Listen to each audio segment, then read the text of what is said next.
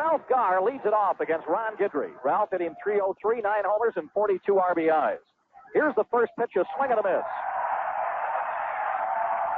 Ralph drops his bat. Slipped out of his hands. He smiles at the crowd. Yankees won out here last night 6-2 despite a well-pitched ball game by Ken Kravick. Here's a swing and a miss as half of their runs were unearned. Ron Guidry on the mound, and a swing and a miss by Garb has him in the hole 0-2. Guidry making his second appearance against the White Sox. Faced them on May the 28th when only 3 1/3 innings. Here's the pitch. Here's a swing and a chopper down to Chambliss at first. He makes the unassisted out. There's one down. So there's one out, and Alan Bannister, the batter.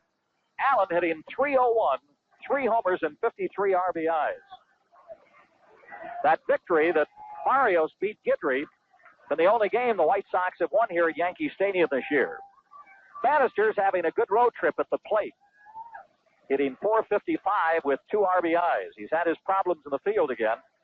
Here's the first pitch to Allen, and it's up high a ball. George Jordan, the on-deck circle. No score. We're just underway if you just joined us. Left-hander in the windup. Here's the pitch, and it's high a ball. Texas at Milwaukee tonight. The probables are Alexander against Haas. But we don't know whether that's a fact or not. We haven't heard yet from Western Union. They start in another hour. Here's a pitch high a ball. 3 balls and no strikes to Bannister. Ron Guidry, hard-throwing left-hander for the Yankees. Done a good job for them in winning 9 games. Left-hander ready. Here's the 3-0 pitch. He takes a strike, letter high on the inside part of the plate. 3-1 the count. Nobody on, 1 out. Guidry in the windup. Here's the pitch. Strike 2 in the outside corner. So after falling behind 3-0, it's a 3-2 pitch. Swing and a foul back to the screen. Guidry appeared in one of the championship series games last year as a pinch runner. One of the faster players on the Yankees. Left-hander ready. Here's the pitch. High a ball. He walked it. So the White Sox get their first man on a walk to Bannister.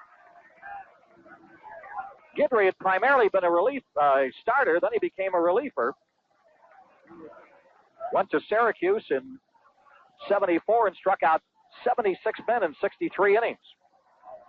Never played high school ball. They didn't have it in his hometown, which is Corinco, Louisiana.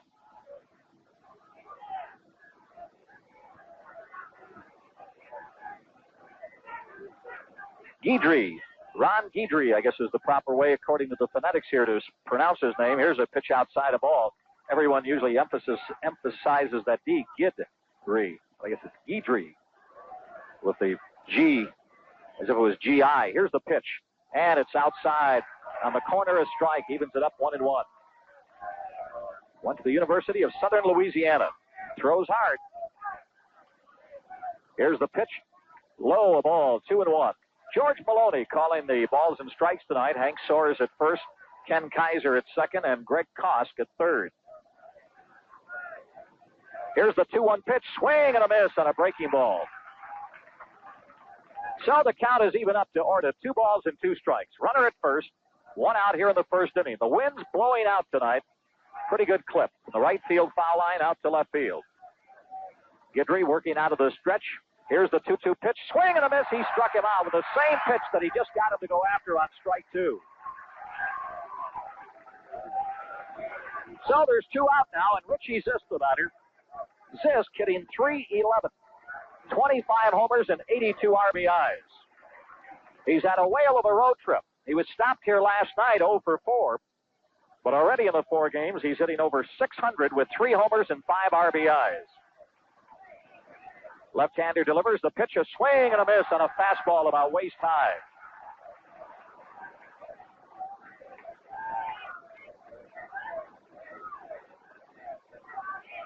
Left-hander working out of the stretch delivers. Here's the pitch inside a ball. Cubs won today, snapping a 5-game losing streak as they defeated the Pirates in 15 innings, 6-5. 1 ball, 1 strike in the batter. Left-hander ready. Here's the pitch. Here's a swing and a foul to the third deck. Bounces out and comes all the way downstairs. 1 ball and 2 strikes on the batter. Outfield plays him deep. Bannister at first with 2 out. Here's the pitch. Way high a ball. As I recall, Guidry was a little wild that night. Yeah, he walked 4 in 3 1/3 innings. Gave up 6 runs on 6 hits. Left-hander ready. 2-2 pitch. Inside a ball. Munson to his left, keeping it from going back to the screen, and the count is full to Zisk. Bannister will be off. Chambliss is at first. Stanley at second. Dent at short. Nettles at third, with Munson doing the catching. An outfield of White in left, Rivers in center, and Reggie Jackson in right. Here's the 3-2 pitch. Swing and a miss on an inside pitch. Struck him out. So Zisk has struck out 3 times and 5 times at bat in the series. He's had a rough time thus far in New York. As Guidry, after walking Bannister with 1 out, comes back and strikes Orta and Zisk out to retire the side. No runs, no hits, no errors. 1 man left on. So we're at the end of a half inning of play. The White Sox, nothing. The Yankees coming to bat. Lauren Brown back at Yankee Stadium as we go to the bottom of the first. Francisco Barrios on the mound. He'll face Mickey Rivers, Roy White, and Thurman Munson. White Sox did not score in the first, so the Yankees come up with no score in the ballgame. Barrios, we talked about Guidry in that game back on May 28th. Barrios was the pitcher for the White Sox. He went 7 2/3 innings, allowed 9 hits while gaining a 9-4 victory. Barrios has lost only 1 game in his last 15 starts, and that being at Boston, or to Boston, exactly a month ago in Chicago. He has not been the pitcher of record in his last 3 starts. Prior to that, however, he had whipped Boston and Kansas City in succession. He's making his 23rd start of the year, his second against the Yankees. He faced the Yankees a couple of times last year in relief, but was not the pitcher of record. At Milwaukee, it's Haas, 8-7, going against Alexander, 12-7.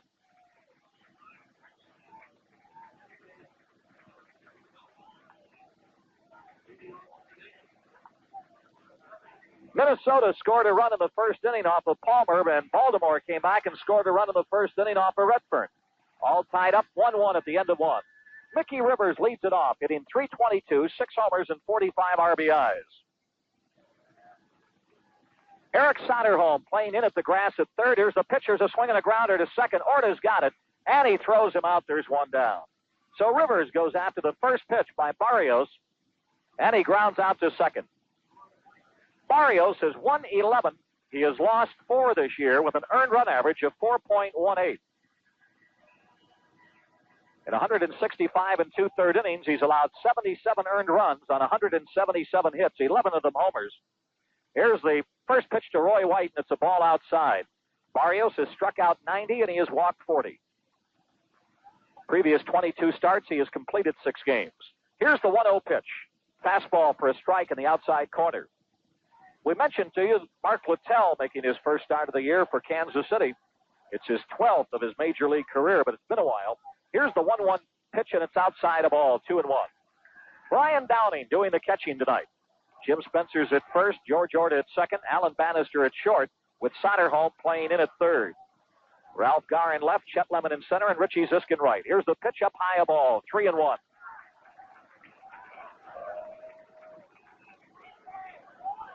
Roy White batting from the left side. Here's the pitch, and it's a ball outside. He walked him. So both pitchers have walked the second man they faced tonight after getting the first man on an infield out. And the batter is Thurman Munson.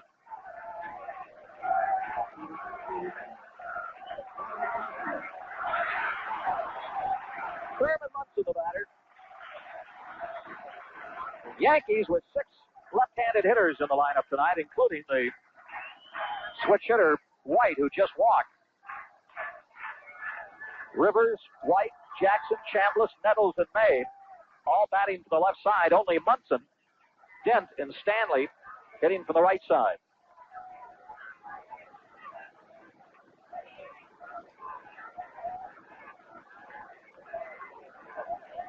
White Sox just the same. They've got 6 right-handers against the left-hander. There goes the runner. Here's a pitch inside, a ball to throw to second. He's out. Nice throw by Downing right at the bag. Slid right into the glove of the waiting ball that was held by George Orta. Good peg by Downing. And there is 1 out. 2 out, rather, now. Bases are empty. The pitch was low and inside as well. A tough ball for Bryan to handle. But he got it and threw a bullet down to second. Just about shoot top high to Orta, who had the ball waiting there for the second out. Now Munson steps out of the box.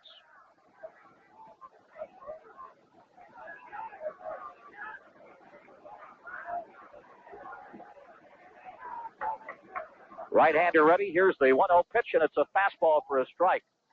White had stolen 13 bases in 20 attempts. Prior to that attempted steal, he's been thrown out now for the 8th time, and Billy Martin is all over the second base umpire, Kaiser. I guess from the Yankee viewpoint, they thought he got in there safely. Here's a swing and a miss and a fastball, 1-2. From our vantage point up here, it looked like he got him. The ball was there, waiting for him. So a ball and 2 strikes to Munson. No score. We're in the bottom of the first. Here's the pitch. There's a swing and a grounder to Soderholm at third. He's got it. Throws across in time, and that retires a side. So in the inning, Barrios faces only 3 men. He walked a man, but that man White was thrown out trying to steal. So we're at the end of 1 complete inning of play. The White Sox nothing, the Yankees nothing.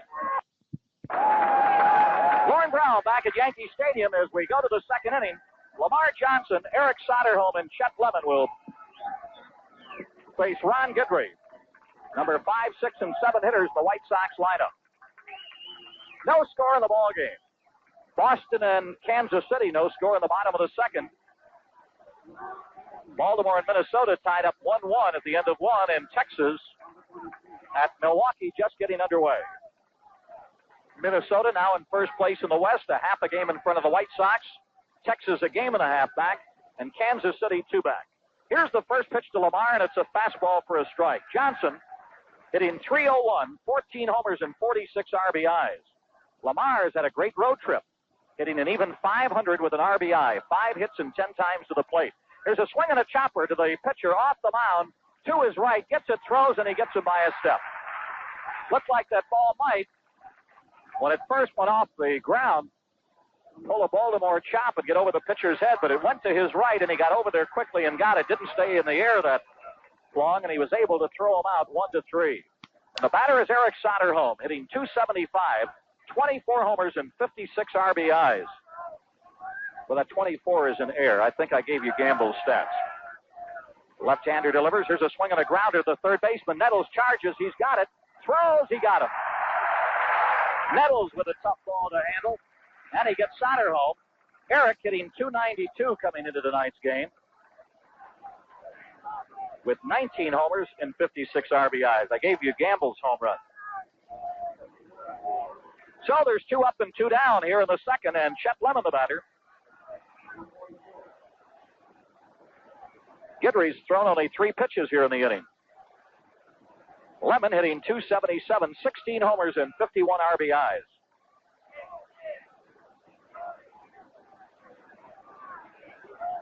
Left-hander ready. Here's the first pitch to Lemon, and it's a strike in the inside corner. George Maloney calling balls and strikes, like Jim Evans the other night in Texas. Very deliberate balls and strikes man.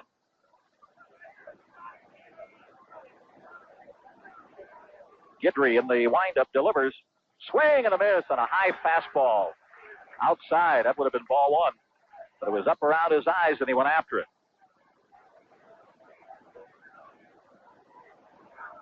Lemon has called time. That Cup game today.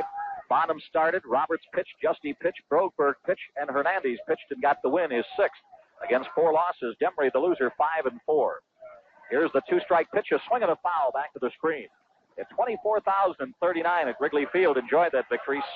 6-5 Cubs in 15. Only 1 home run. 2 of them. Bill Robinson, formerly in the White Sox organization, hit his 19th and 20th. Nobody on and 2 men on. Here's the pitch. Here's a swing and a foul. Comes rolling back. Robinson has now hit 20 home runs for the Pirates. If Philadelphia should win at Montreal tonight, it would give them a 4.5 game lead over the Bucks. Left-hander ready. Here's the two-strike pitch. Swing and a miss and a high outside fastball. Lemon's really upset with himself. He got him to go after that pitch on an 0-1 count, and Guidry has struck out 3 here in the first 2 innings as he sets the side down in order. So we're going to the bottom of the second. It's still the White Sox nothing, the Yankees nothing. Gordon Brown back at Yankee Stadium as we go to the second inning. In the bottom half of the frame, it'll be Reggie Jackson, Chris Chambliss, and Greg Nettles. Anybody gets on, Carlos May will come up. So Barrios is contended now to face, I didn't say contending with 4 consecutive left-handed hitters.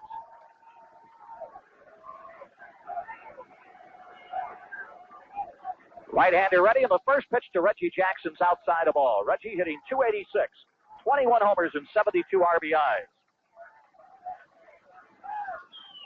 Went 0 for 4 in the game last night. Here's the pitch. Here's a swing and a shot.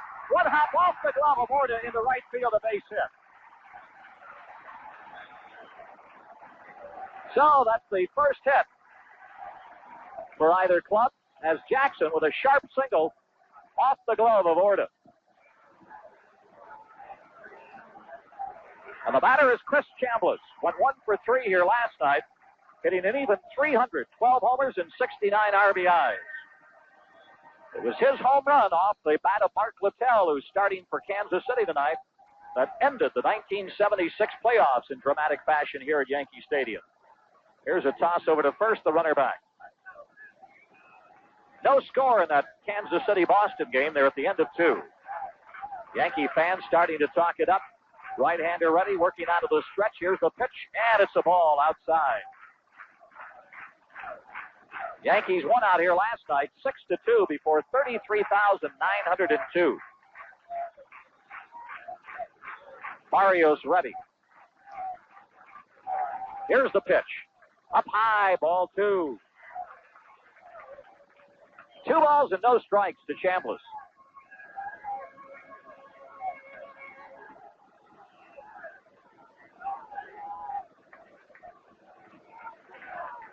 Infield, double play depth. Spencer holding the runner on. A lot of room on that right side of the infield. Here's the 2-0 pitch. Inside a ball, Downing. Nice job. Keeps it from getting away. Jackson remains at first. It's ball 3. Nice job by Bryant. He was about 10 feet back to his right, scrambling to keep that ball getting away from him. Otherwise, Jackson would have been at second base on a 3-0 count. As it is, he remains at first. Barrios has walked a man tonight.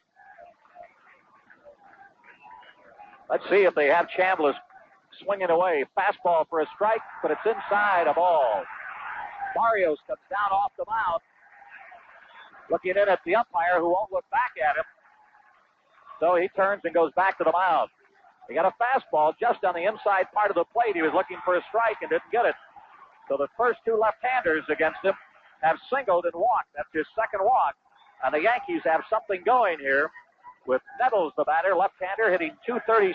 But despite that small batting average, he's driven in 76 runs, and he has 27 homers.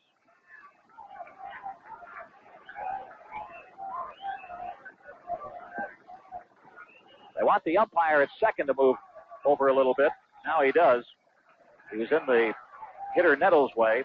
Here's the first pitch to Nettles. Swing and a fly ball to short center field. Lemon racing in, Bannister going out, and Garr calls everybody off, and he takes it in short left field.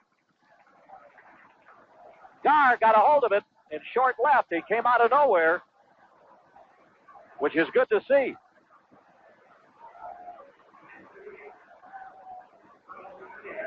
So there's 1 out, and Carlos May, the designated hitter, the batter, hitting .250, 2 homers and 16 RBIs. Kansas City got 2 runs in the 3rd inning, and they lead Boston 2-0 with the Red Sox batting in the bottom of the 3rd. Phillies did not score at Montreal in the 1st inning. Montreal now batting. Right-hander working out of the stretch. Jackson at second, Chambliss at first. Here's the pitch, and it's a strike in the outside corner. Oakland leading Cleveland 2-0 on Tabb and Sanguillen's home runs. Minnesota, Baltimore now tied up 1-1. That game at the end of 2. Redfern going against Palmer. Here's the pitch. Here's a swing and a smash. That is foul into the right field seats. Good wood on the ball by May, but he pulled it right into the seats. Seattle leading Detroit 1-0 in the second. Mets are underway at St. Louis. Zachary going against Underwood. So Barrios is out in front of him here. 2 strikes.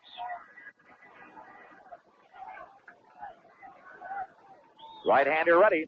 Here's the pitch. Here's a swing and a topper right back to the mound. The only plays at first, and he throws him out. So on the out, the runners move up to second and third, but that takes away the double play situation, which you really don't have to worry about now anyway, with the out on May being the second out. But it does move that runner further into scoring position. In fact, now puts both runners into scoring position. A situation like this last night, Bucky Dent laid down a squeeze bunt that scored Chambliss from third. There was only 1 out at that time. Now there are 2 outs and runners at second and third. Bucky hitting .260, 6 homers and 37 RBIs, and the first pitch is a fastball outside. A leadoff single and a walk. Now they are at second and third with 2 outs. Barrios ready, goes into the full windup with a runner at third, delivers. There's a swing and a grounder, foul. Going on into the White Sox dugout. Count evens up, 1 ball and 1 strike. White Sox have lost 12 of their last 16 games, but still are right in the thick of the pennant fight, a half a game out behind the Minnesota Twins.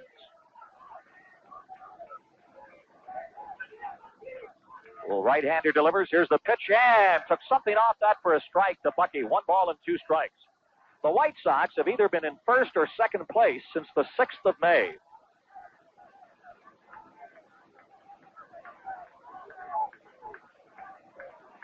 One ball, 2 strikes to the batter. Runners take their lead. Here's the pitch. Here's a swing and a base hit up the middle. 1 run is in. Here comes another man around trying to score. Here's the throw. It's cut off. It goes back behind the screen. The pitcher not covering the plate, and Bucky goes to third.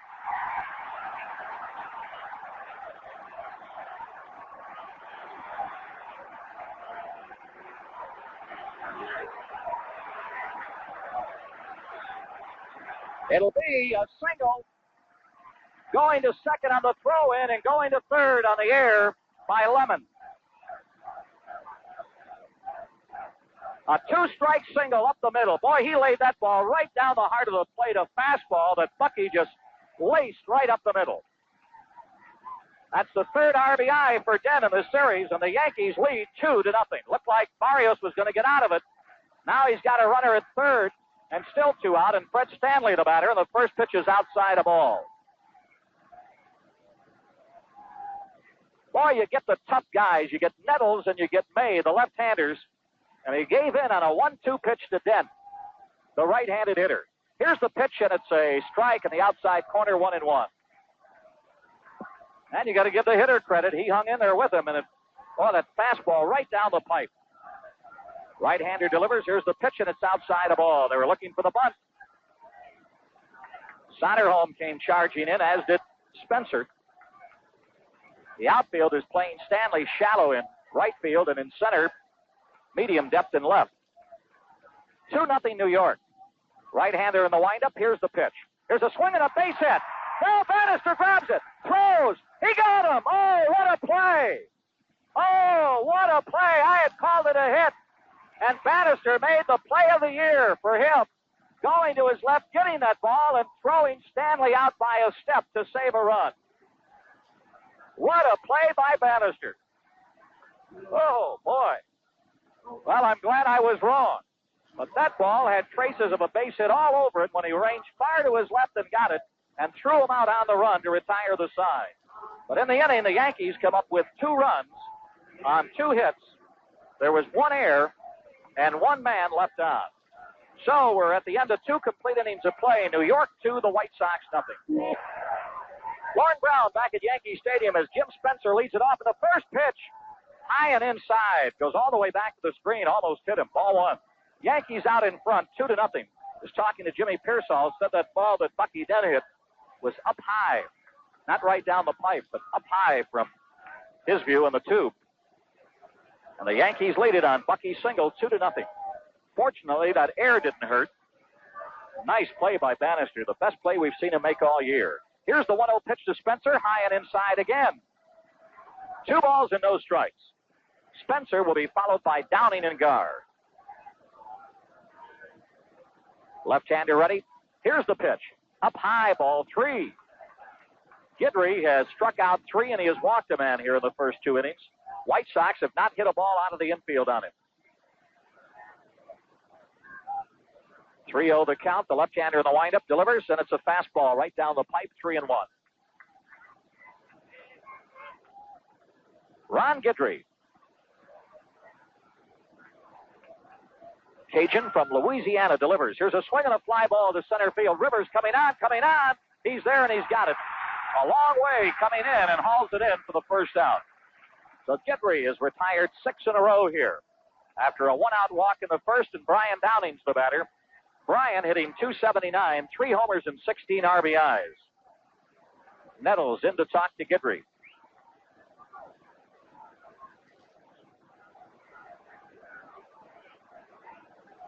Guidry, 5'11", 160-pounder. Into the windup, delivers. And it's a breaking ball for a strike as he gets out in front of Downing, 1-0-1. Ralph Garr in the on-deck circle. Left-hander delivers. Here's the pitch inside, a ball.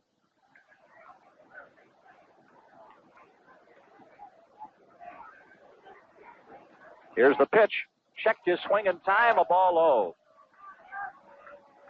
This is the first game that Brian has played on this road trip. Essien has handled the catching chores in the previous 4 games. Left-hander ready. Here's the 2-1 pitch. And it's a ball. This with a breaking pitch, and the count goes to 3-1. Guidry's thrown a lot of pitches here to the first 2 hitters. And Spencer with a full count, or a 3-1 pitch. Here's a pitch way outside a ball. He walked it. So the tying run comes to the plate in the form of Ralph Garr. That's the second walk by Guidry. The batter is Garr, who grounded out to first to lead off the ball game. Alan Bannister in the on-deck circle.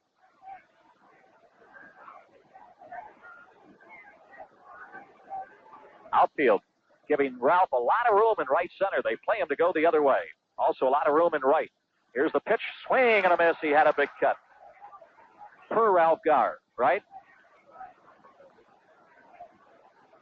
2-0 Yankees. On a single and a walk, and after 2 outs, the runners have moved up to second and third. On a 1-2 pitch, Bucky Dent singled up the middle. Here's the pitch. Swing and a foul to Minnie Minoso in the coach's box at first. Gets a hand from the fans and throws it back to Guidry, who drops it. So Garr is in the hole, 0-2. White Sox have yet to get a ball out of the infield. Well, I take that back. That ball hit by Spencer, leading off this inning, that Rivers came a long way for. Give him a lot of room in right center and down the right field line. Here's the pitch. Here's a swing and a topper right back to the mound. Guidry's only plays to first, and he gets Garr, and on the play, Downing goes to second. So the White Sox with a runner in scoring position for the first time tonight. As Alan Bannister steps up, Alan walked his first time up. So Downing at second with 2 out. And Bannister stepping in. And a dog has just gotten out of the field. Going down the left field line. Fans are egging him on, but now the dog's getting a little scared. And now he stops and looks at the fans. He's trying to find out what's going on. Doesn't realize that he's the show. Now some of the grounds crew is going to go out there to get him. He's going to the outfield. He's going to sit out. Listen to the crowd. He just laid out behind third base on the outfield grass. One of the grounds crew people is there, and he stops a few feet from him, makes sure the dog's all right. Now another grounds crew man comes, and it chases him away. Now that's all he had to do is come over, and it spooked him. Now the dog is out into left field, headed towards Mickey Rivers in center. Now some more ground people come out to get him. Well, if they just left that one guy alone, he would have had him. But everybody had to get into the act here, and now the dog has been spooked, and he is out trying to run away from everybody. They've got the door open out in left center field as the dog sprints toward it. They got it open. No, he's not going to go in it. Sort of like how they opened the gate to get the bull in. Now they're chasing him that way. Oh, he won't go in. There, no, he still had, now they got him in there. So the grounds people come back. Well, that one guy is all ready to grab the dog and come in. He had talked to him, and somebody came out, and boom, that's all it took. So a little bit of a delay here.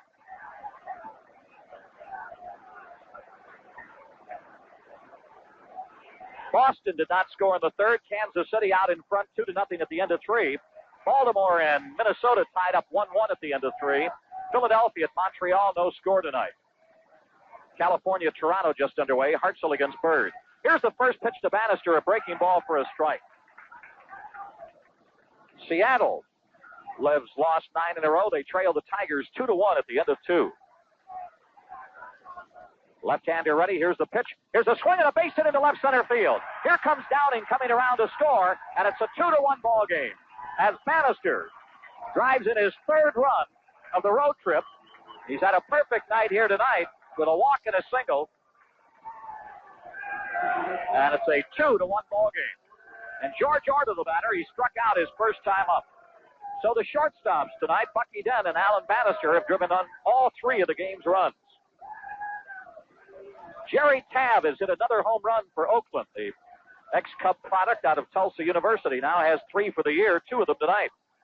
Here's the pitch, and it's a fastball low. Oakland has lost 16 of their last 17, 24 of their last 28. Left-hander ready. Here's the 1-0 pitch. Here's a swing and a one-hopper right back to the mound. Guidry grabs it and throws him out. Nice leap by Guidry at only 5'11".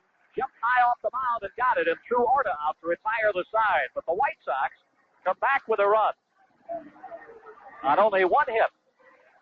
There were no errors and 1 man left on. So we move to the bottom half of the third inning.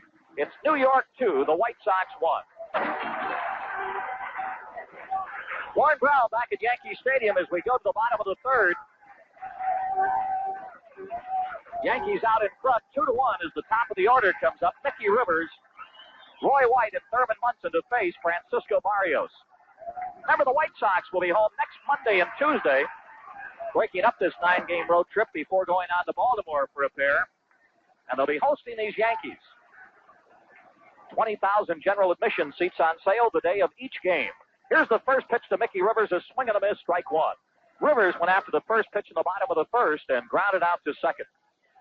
Eric Soderholm playing in at third. Right-hander ready. Here's the pitch. Here's a swing and a fly ball to left field. Ralph Garr coming over near the line. He's there and he's got it.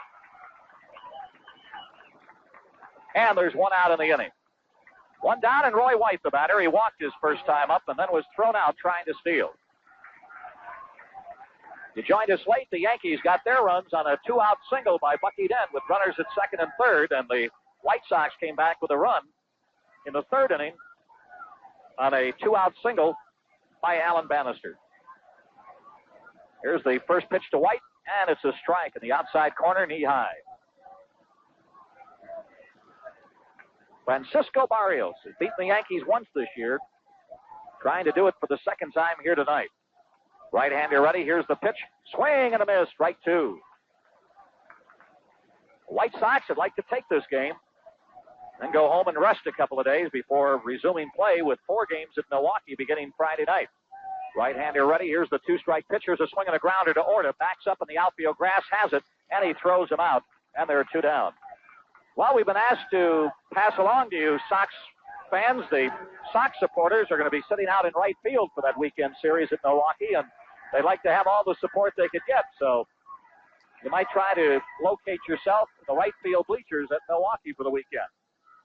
So there's 2 down, and Thurman Munson, the batter. Munson grounded out to third his first time up. He's had a rest for the last 2 days.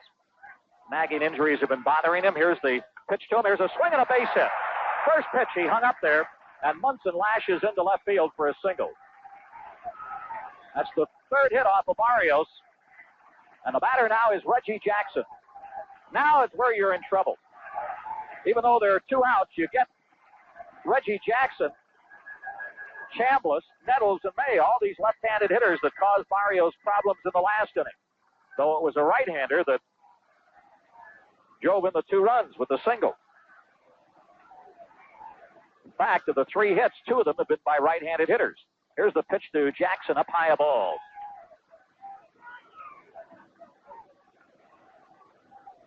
The wind blowing out tonight from the right field foul line to left field. Barrios ready. Here's the pitch, and it's outside, ball 2.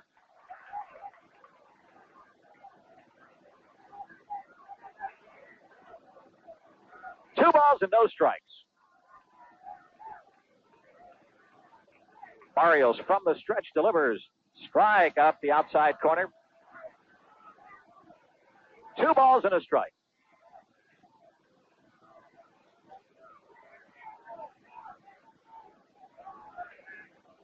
Bobby Cox coaching at first. Dick Hauser over at third. Here's the pitch. Here's a swing and a long drive. Way back. It is caught at the warning track by Lemon. Some 400 feet from home plate between the 385 and the 417 sign out in right center. Oh, when that got off the bat, I thought it was out of here. Fortunately, it held up. But it went a long way, over 400 feet, and Lemon hauled it in. And it goes down in the book as a long out, or an out. Long or short, still an out. And that could have really hurt. But as it is, no runs, 1 hit, 1 man left on. We're at the end of 3 innings of play. The Yankees 2, the White Sox 1. Hello again, everybody. Harry Carey back at Yankee Stadium. We go now to the top of the 4th, 2-1 in favor of the Yankees. And Richie Zisk, who fanned his first time up, will lead it off. Alan Bannister drove in the only White Sox run, and Bucky Dent drove in the only 2 Yankee runs. Now to wind up the pitch to Zisk. Here it is, and he started to swing, tried to stop, and he did stop, so the umpire, ball 1. 1 ball, no strike. A lot of Chicagoans are here. Now the pitch. Fastball outside and high. 2 balls, no strike. Ron Guidry, a left-hander, delivers. Swung and he missed. Ed and Pat Weingartner, former Chicagoans, now living in New Jersey, pulling for the White Sox. So Sue Sims from St. Charles. Now to wind, the pitch to Zisk. Inside, ball 3. Leo Breen, one of the executives of the White Sox. His son Jim and his wife Nancy Breen, along with Diane Zuck and Sid are here watching the game. Swung and he missed. 3 balls, 2 strikes. Hy Riebman and Robin Warman are here from Chicago. 3 balls, 2 strikes on Richie Zisk. Ron Guidry into the windup. The pitch. Here it is. Whoop, it tapped it foul, and it bounced up, hit him on the side of the, looked like on the side of the helmet. Wow. Hobson has just hit his 22nd home run of the year. It came with 2 on, and the Red Sox have taken the lead over Kansas City. Minnesota has a 4-1 lead over Baltimore at the end of 4. There's the pitch, swung on, a high pop foul, back and out of play.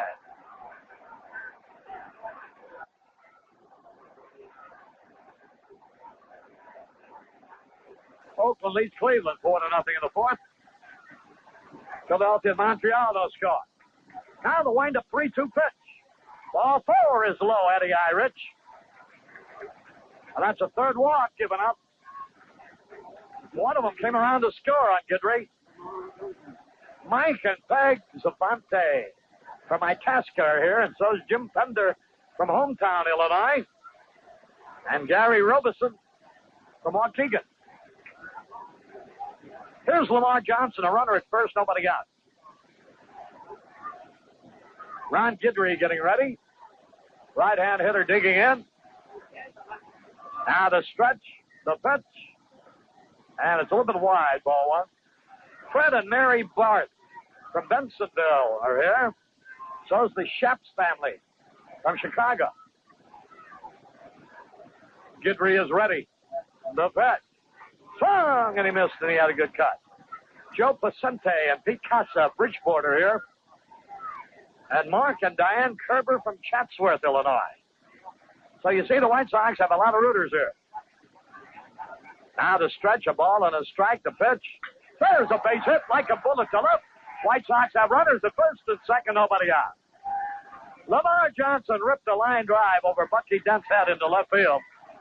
Runners at first and second, nobody out, and here's Eric Sutherland. Bill and Terry Dwyer and Chris Gunty and Pat Niebers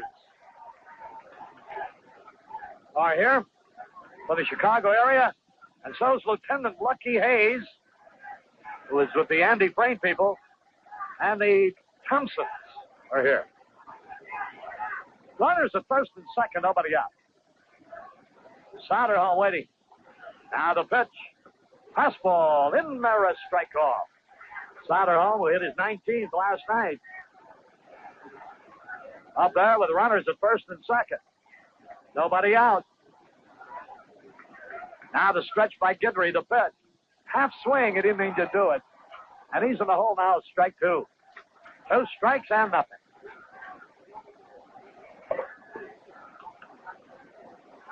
It's August the 16th, and it was on this date in 1948 that Babe Ruth died. There's the pitch. Swung, and he fouled it back.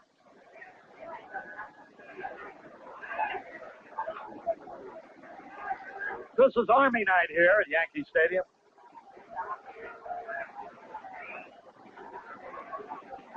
Two strikes or nothing. Soderholm waiting. The pitch. High outside. Rick Cerrone, an alumnus of Northern Illinois University, sent greetings to his buddies in the class of 76.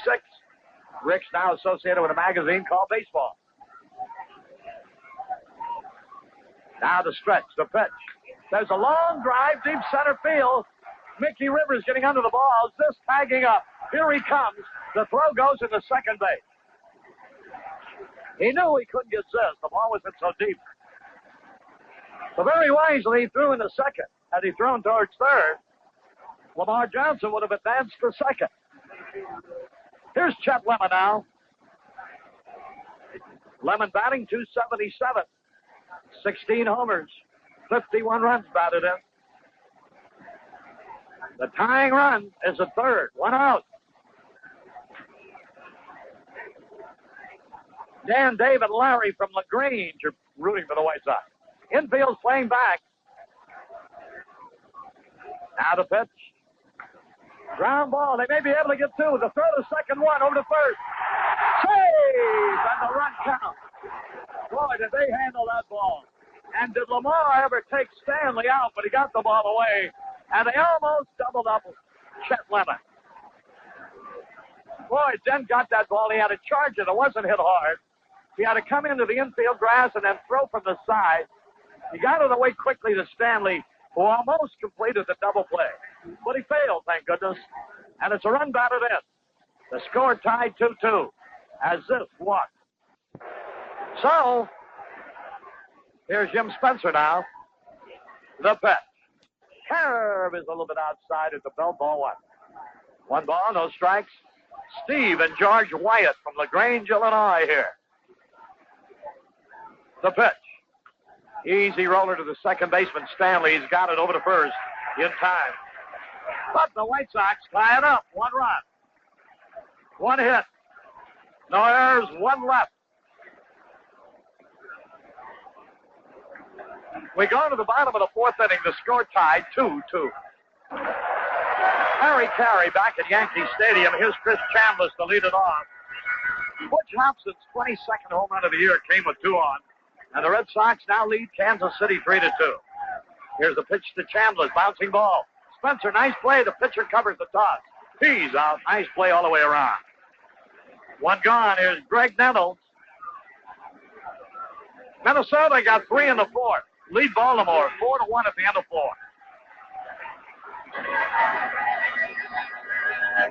Edna and Dan Arnquist from Rockford, Illinois, pulling for the White Sox. Tom and Doug Cockbill from Joliet, Illinois are here. And Frank Marziano from Bloomington, Indiana, also here. Now the pitch, Nettle swings a bouncing ball, but he hit his foot foul first. 1 strike and nothing. 1 out, nobody on. Jeff Shamus of Bolingbrook is here. You know, Sunday after, the most popular promotion day has become, in all cities, the Jacket Day. And the White Sox will have one Sunday afternoon, September the 4th, when they play the Baltimore Orioles. All youngsters, the first 25,000 kids, 14 or under, will get a navy blue windbreaker with a White Sox logo on it. There's a sinking fastball low.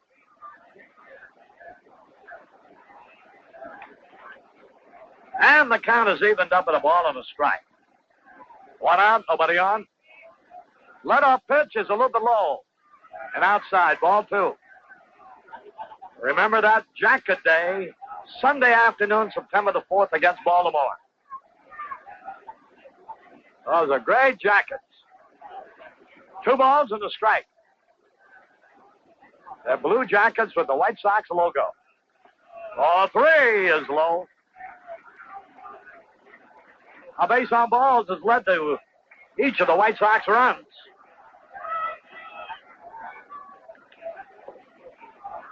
Now the signal. And a base on balls accounted for one of their runs. Ball 4. 2-2 tie.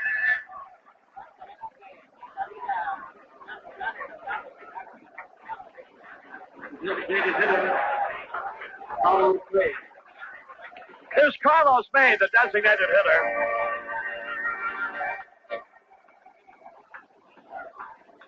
Mike Hargrove hit a homer for Texas. They're out in front 2-0 in Milwaukee. He was going to bunt to strike his call. Thank you, Dick. Dick Blanders, who directs the television for the White Sox, very kindly brings in a towel. It's warm up here.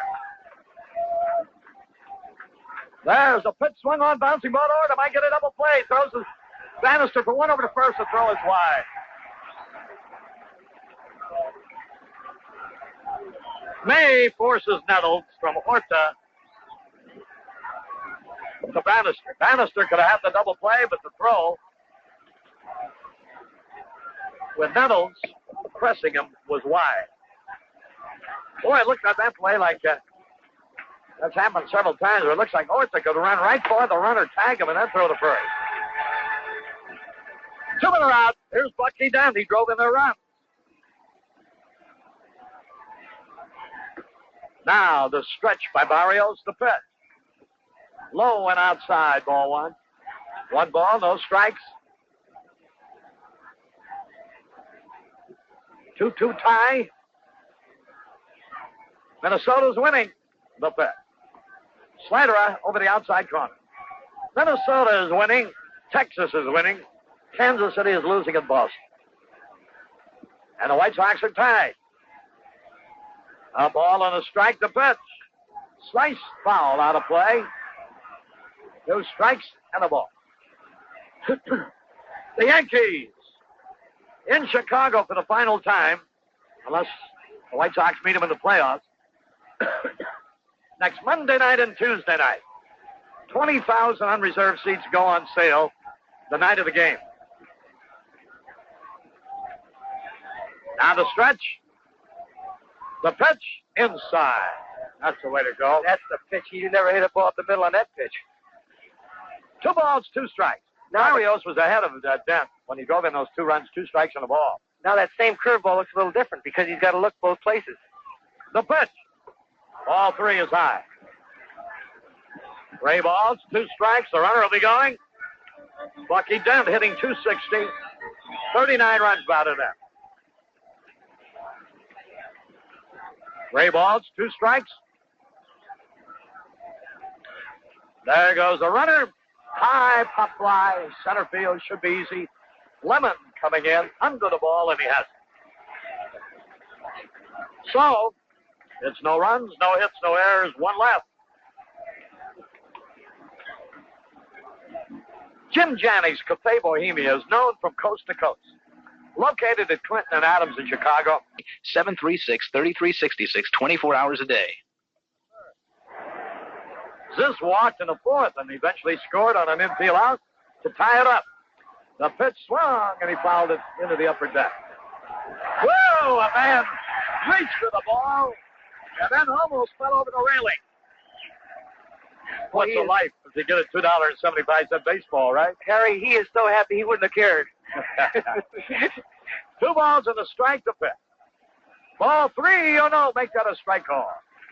A slow call by George Maloney, the plate umpire. 2 balls, 2 strikes to pitch. Fouled it back. Wow, against the paneling of the press box.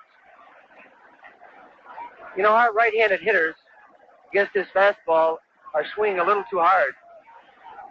2-2 pitch. Grab on to the shortstop. Bucky Dent has it. There's the peg for the out. 1 away. Here's Ralph Garr. He's an easy out twice. Nothing out of 2. Ball game in the 5th. Tied up 2-2. Garr takes a look around. Vinny Minoso coaching at first. Bobby Knapp at third. Guidry's pitch. Tapped it right back to the pitcher again. Boy, he's tapped to the first baseman once, to the pitcher twice. Easy out at first base, 2 men are gone. Ed and Norma Delaney on their honeymoon here in New York, out of Chicago. 2 men are out. Here's Bannister. Here's the pitch on the way. Good fastball in there for a strike call.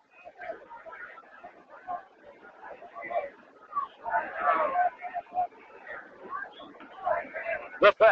Low fastball. Oh, caught to the outside corner, and Bannister can't believe it. Well, Ed Mahoney is so slow that the hitters are really going to get frustrated with him because he doesn't call it till it's almost going back to the pitcher. He reacts like he's so tired he can't get his arm up. Now the pitch, he struck him out on 3 pitches. 1, 2, 3. Nothing across. We go to the bottom of the 5th, tied 2-2. Harry Carey and Jimmy Pearsoff. We go to the bottom of the 5th. And Fred Stanley, playing second base, will lead it off. Oh, boy, Barrios could bring one pitch he made back. He had 2 strikes and a ball on Bucky Dent. And his slider hung up the letter high. And Bucky single to center, driving in the 2 runs. Here's Stanley to lead it off. Soderholm plays him shallow. Here's the pitch. It's in there for a strike. Boy, this guy must be tired, this Maloney.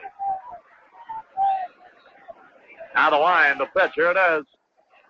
A little bit low, and the count is even. But he does bend over, Harry. The ball's back to the pitcher before he calls it.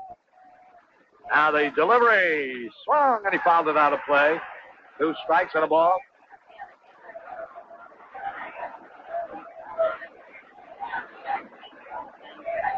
Ball game in the bottom of the 5th.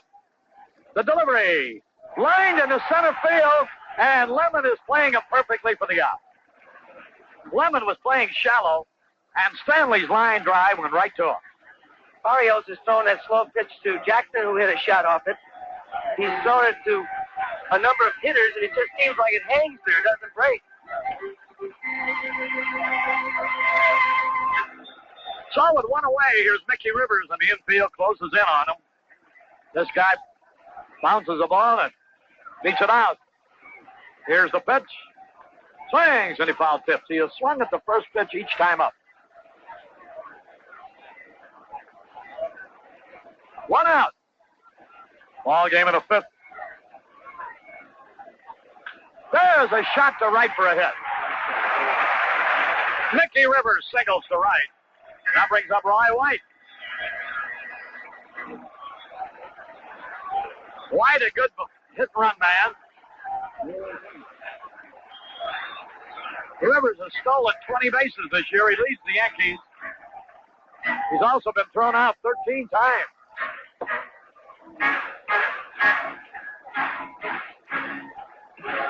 So here's Barrios now.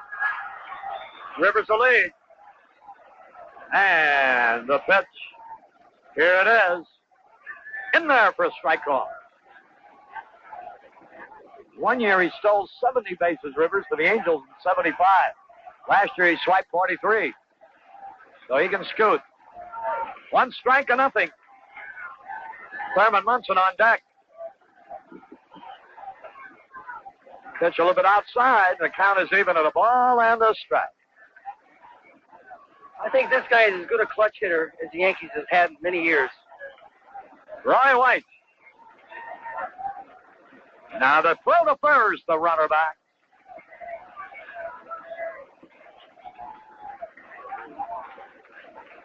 Barrios getting set. We're in the 5th. White's waiting up there to throw to first is late. Mickey Rivers.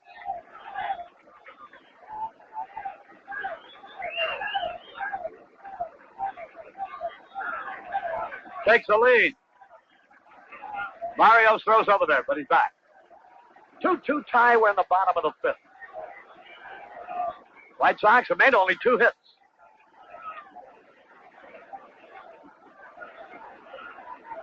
Now the stretch. Low, ball 2. Now here's a pitch he might go on. He's really bothering Barrios. That time Barrios, normally that'd be a balk because you're supposed to come to a 3-second stop. He just threw right away. 2 balls and the strike.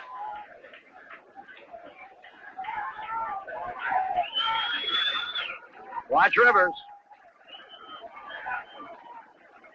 He holds, and there's the drive. Way back. Might be out of here. It could be. It is a home run. He's worrying so much about Rivers, he forgot about the batter.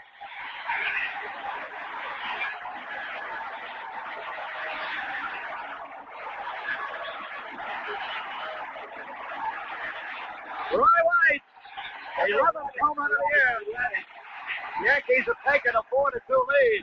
Barrios threw a fastball, belt high, right over the middle of the plate. We've been saying it all night, Harry. He's being too careful with his kind of stuff. He shouldn't get behind. They can hit your good stuff early if they're going to hit it. Not when the count's 2-0, 3-1. But he's trying to hit that outside corner, getting behind. So it's 4-2 now, and here's Thurman Munson. Here's the pitch. And it's high. Mickey Rivers really tantalized him over there to the point that he was distracted. There's a pitch foul back, and the count is even at a ball and a strike. 4-2 in favor of the Yankees.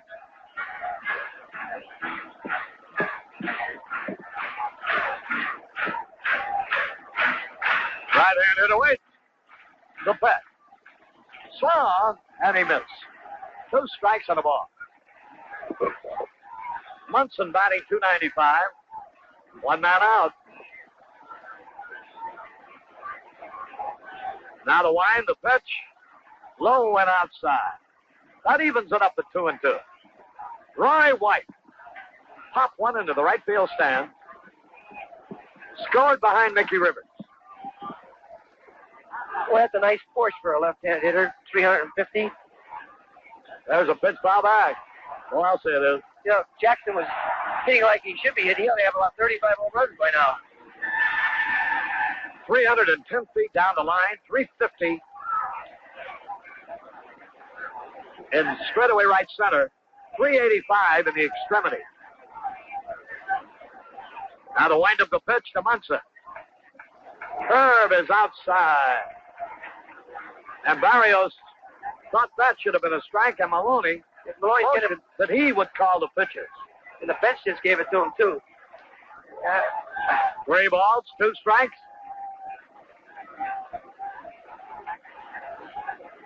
Here's a pitch. There's a high, towering foul ball into the stand. And the count stays 3 balls, 2 strikes. You know, it's amazing how you can't question an umpire's decision anymore without them becoming so abused that it really affects their work. He is just so upset with Barrios right now, and all Barrios did was say, where was it? Boy, it's just too bad that they haven't got a rule now in baseball that you mustn't say anything to an umpire. People come out to see them abused. That ought to be easy for Orta. He's got it. Throws to first. 2 men are gone. Here's Reggie Jackson. Score 4-2 in favor of the Yankees. Bobby Cox is the first base coach. With Dick Hauser, the third base coach for the Yankees. 2 men are out. Reggie Jackson, the batter. Here's the windup, the pitch. And the strike is good at the knee. 1 strike and nothing. White Sox trail by 2 again. Here's the pitch. Fastball a bit low. And the count evens. A ball and a strike.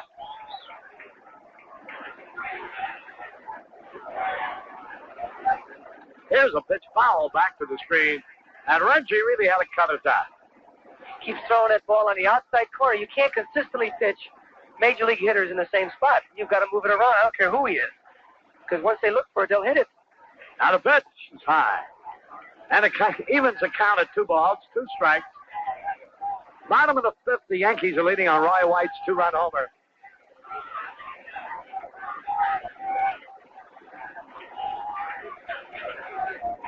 Here's the 2-2 pitch. Swung late that time, and he fouled it back. John, Nick, Lou, and group from Westchester, Illinois are watching the game. Here's the pitch to Reggie. He struck him out. He changed speeds, and he fooled him completely. Jackson was caught out on strikes. 2 runs, 2 hits. No errors, nobody left. You know, there are 5 Gallios brothers, and they operate 3 of the busiest restaurants in the Loop. Miller's Pub, Benny's, and the Wabash Inn. Harry Carey and Jimmy Pearsall, and we go down to the top of the 6th with George Orta leading it off. Red Sox lead Kansas City 3-2 at the end of 5. Here's the pitch. Orta fouls it off. Minnesota leading Baltimore 4-1 at the end of 5. Now the pitch to Orta. Popped it up in his short left field, easy out. White is under it, and he has 1 away. Here's Richie Ziff.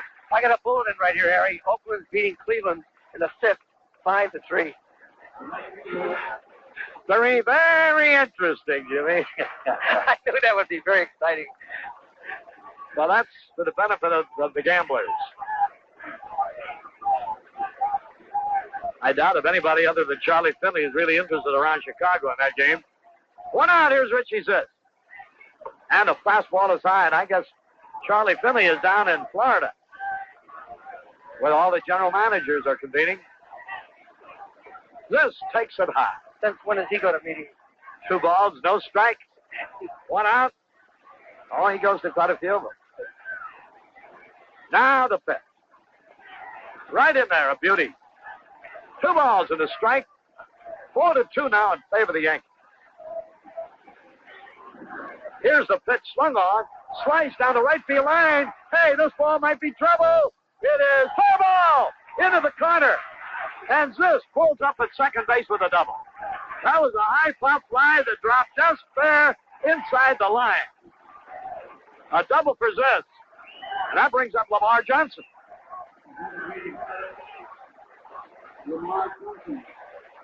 I tell you, the way this Ron Guidry is pitching, you expect Ziss, Johnson, Soderholm, and Lemon to do the damage if there's going to be any done.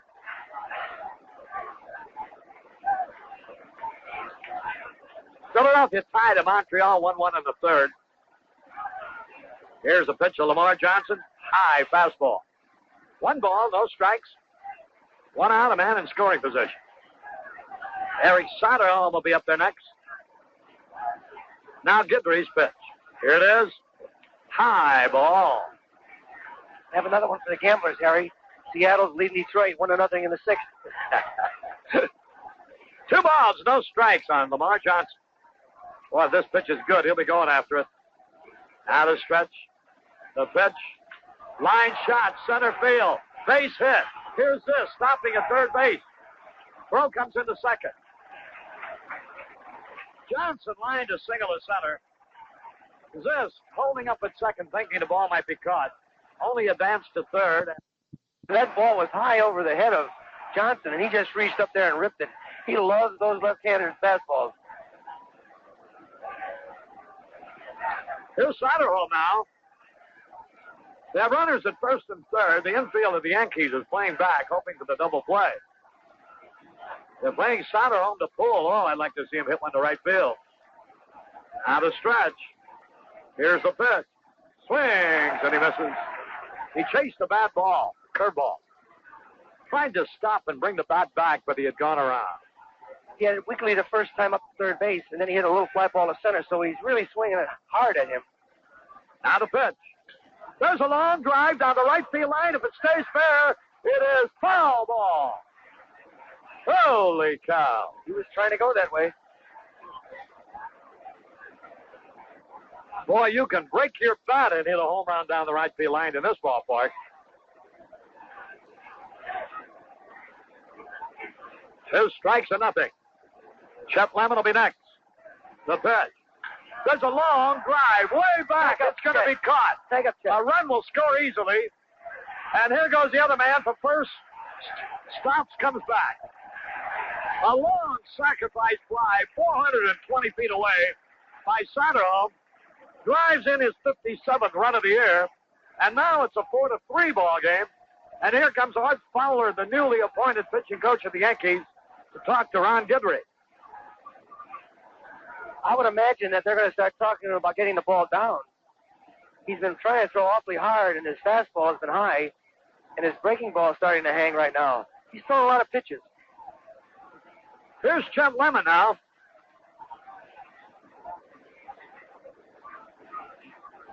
Art Fowler,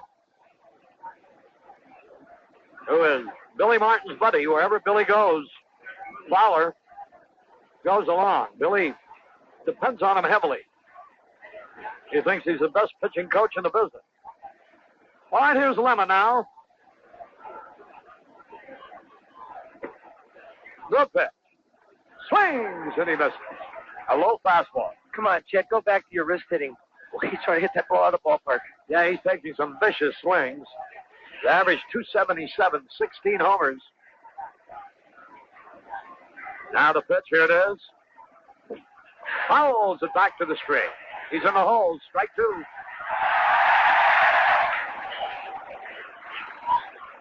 There's a fan sitting in a mezzanine box who has a net.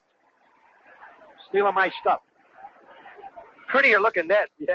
There's 3 of them nets over there. 2 strikes and nothing. Low and inside. They're after you, Harry. Shot just went off, and everybody gets on their feet. Anything can happen in New York, you know. And frequently and regularly does. I don't know, Sam. 2 strikes and a ball. Now the pitch to Lemon. Low into the dirt. Nice stop by Munson. 2 balls, 2 strikes. Lamar Johnson, the runner at first, represents the tying run. Lemon waiting to stretch by Guidry. The pitch. Ground ball down the third baseline, foul. 2 balls, 2 strikes. Montreal has taken a 4-1 lead over the Phillies at the end of 3. The Cubs won their game. They can move to within 6.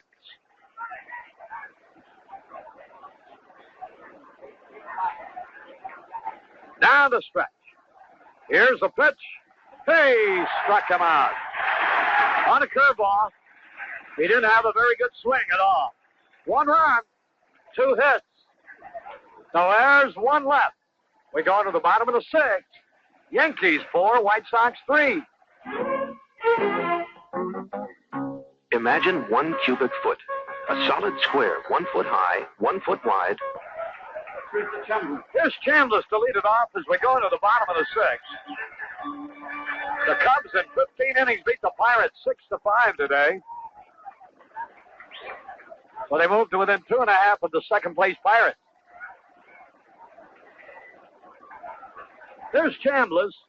Walked and scored in the second. Rolled out in the fourth.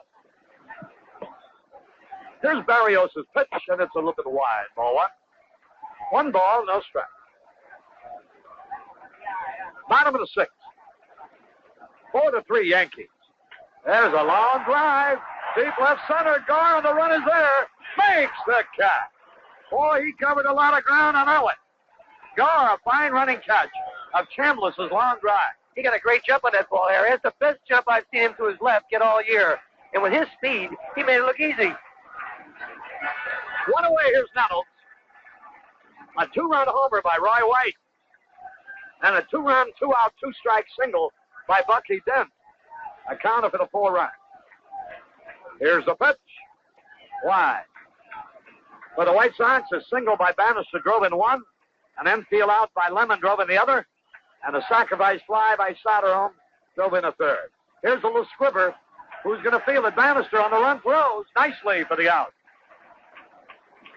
Bannister made a nice play, charging in for the slow roller and flipping underhanded to Spencer for the out. Gave a good motion on that changeup, Harry, and way out in front was Nettles. So that's what you got to throw him, I guess. You can't give him any good hard stuff. He hits the ball a mile. 2 men are gone. And here is Carlos May. He's had 2 homers, 16 runs batted in. Now the pitch, here it is. I called a good fastball. 1 strike and nothing. Now the pitch, outside and high. A ball and a strike. White Sox have made 3 runs on 4 hits. The Yankees 4 runs on 5 hits. 1 ball, 1 strike. Here's the pitch, and it's a fastball low and outside. 2 balls and a strike. They shade May towards the left field. Give him a lot of room in right center. Now the pitch. There's a high fly ball, easy out. Richie Zisk getting under it. And he makes the catch, and that's the first time the Yankees have gone down in order. 1, 2, 3. This is Harry Carey going over to the television booth. The score at the end of 6. The Yankees 4, the White Sox 3. Jimmy Pearsall back at Yankee Stadium. Jim Spencer will lead things off for the White Sox. They trail by a run, 4-3. Ron Guidry, left-hander, weighs 160 pounds. He stands 5 feet 11. And he has struck out 125 batters this year. He's only walked 48. It's a little cool tonight here in Yankee Stadium. The ball is not carrying too well. Roy White hit a home run in the right center field bleachers for a home run with one on to put him out in front. Breaking ball swung on and missed. Roy White is straight away and left, and there's a big hole in left center field for Spencer. The pitch to him. Breaking ball low again, the same pitch he swung at. He took it that time. He's hitting .247, 15 home runs and 57 RBIs. The 1-1 pitch. Swung on a high breaking ball that Spencer chased. It was up in his eyes, kind of in the inside part of the plate. Jim a little anxious up there tonight. He is 0 for 2. He slides to center and grounded to second base. Breaking ball way outside, and the count goes to 2-2. 2 balls and 2 strikes. Nobody out. We're in the 7th inning. Brian Downing on deck. The left-hander delivers. Breaking ball swung on and fouled off to the right side from the Yankee dugout. And the count remains at 2-2. Reggie Jackson now moves over a few steps in right field. He's playing about 355 feet away. Rivers is straight away in center field, and he's playing about, I'd say, 380. The pitch swung on and fouled off behind the plate, and Spencer is getting that high breaking ball, but it's a little bit inside. If it was out over the plate, he'd be able to hit it out of here. Since he hurt his wrist colliding at home plate with Porter, and he was out for about 4 or 5 days, he's having his trouble getting back in the groove, and his average has dropped to 247. Pitch to him now, swung on, long drive, way back, and that ball looks like it's out of here, and it is. It's way up there. And I told you, he kept throwing that breaking ball high and inside to him. He fouled off 2 of them, and that time he got a little bit out over the plate, and Spencer hit it deep in the upper deck. And this ball game is all tied up as Spencer shakes hands with Bobby Knopf as he rounds third base. That's home run number 16 for Jim, and his 58th home run of the year, 58th RBI of the year. So the White Sox has battled out back again.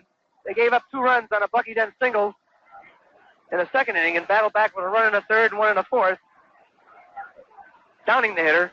There's that high slider again, ball 1. And no activity in the Yankee bullpen right now. Guthrie works quick. Another high fastball. That was way outside. Here comes Martin. Kid's working awful quick. He's only 26 years old. He's got a record of 9-6. And knowing Billy right now and how he feels about pitchers working fast, they seem to lose their control and they don't pick up their target well or spots around that plate. So he's now talking to him and not to Munson. So he knows he's still got good stuff because his ball is alive. It's moving away from the hitter, Brian Downing. And Martin trots off the field. Boy, the outfield here for the Yankees play deep. There's a lot of flags around here, and the one in left field is blowing out towards left field about 5 miles an hour. There's another high fastball, ball 3. And now the young man's got himself in a hole. Downing looks down for a sign from Canup. Left-hander kicks and delivers. Fastball, Steve Reich, and he just got it rather high. Ron Guidry. Now he's ready. Fires. Fastball low. That's the 4th walk he's given up. He has struck out 3. And Ralph Garr slowly walks to the plate and looks down for a sign from Bobby Canup, and he's going from one side of his chest to the other. And let's see if he'll be bunting right here. Garr is 0 for 3. He's grounded to first and grounded back to the pitcher very weakly twice. Downing now with a good lead at first. Guidry at the belt. Looks over there. Delivers. Fastball swung on. Popped up behind the infield. Stanley, the second baseman, going back. Jackson coming in. Now Stanley takes it. He has a little trouble with it as the wind blows it out towards left field. And he has a little trouble getting set. But he catches it for out number 1. It's amazing. We never bunt anybody over. We play different than most clubs. We go for the big innings. We don't ever worry about bunting anybody. But I'll tell you, I don't care how good a power team you've got to find a way to get runners in scoring position. Bannister drove in a run, went on a forced play with 2 outs. We got the runner at second base to be there, and then he drove him in. Strike to him. Alan Bannister drove in 1 run in the 3rd inning. A walk to Downing. And a slow roller back to the mound. And Downing advanced to second base. Then he drove him in with a single to center field. So I'm surprised that Garr, who had not been swinging good at Guidry, did not bunt. So he's 0 for 4 as he pops to second base. The 1-strike pitch now to Bannister is Guidry steps off. Big hole in right center field. Jackson not playing too shallow for him like most outfields do. There's a pitch swung on, line into right field, but right at him. He stands there right in his tracks. Boy, Allen really hit that ball hard. It was a fastball in the middle of the plate, the inside out, hit a shot right at him. George Orta is 0 for 3 tonight. I'd like to see George get a hold of a fastball and hit it out of here. They pitch him low and away, and he's a good low ball hitter. He struck out in the first, grounded back to the pitcher, and then flied to left field, hitting at 280 with 11 home runs and 68 RBIs.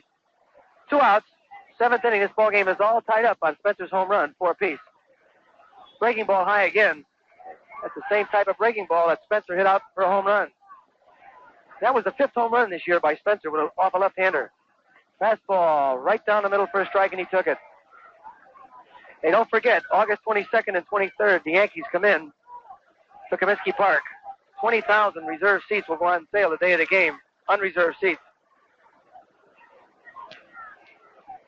The 1-1 pitch. High, ball 2. 2 balls and 1 strike on George Orta, the White Sox second baseman, hitting from the left side. He's got good power, holds the bat down at the end, he crouches. There's a pitch swung on, long drive, center field. Rivers playing way back. Will take that ball about 390 feet, dead center field for the out. But the White Sox get 1 run on 1 hit. No errors and 1 runner left. And that was a home run by Spencer. This ball game is all tied up at 4 runs apiece going into the bottom of the 7th inning.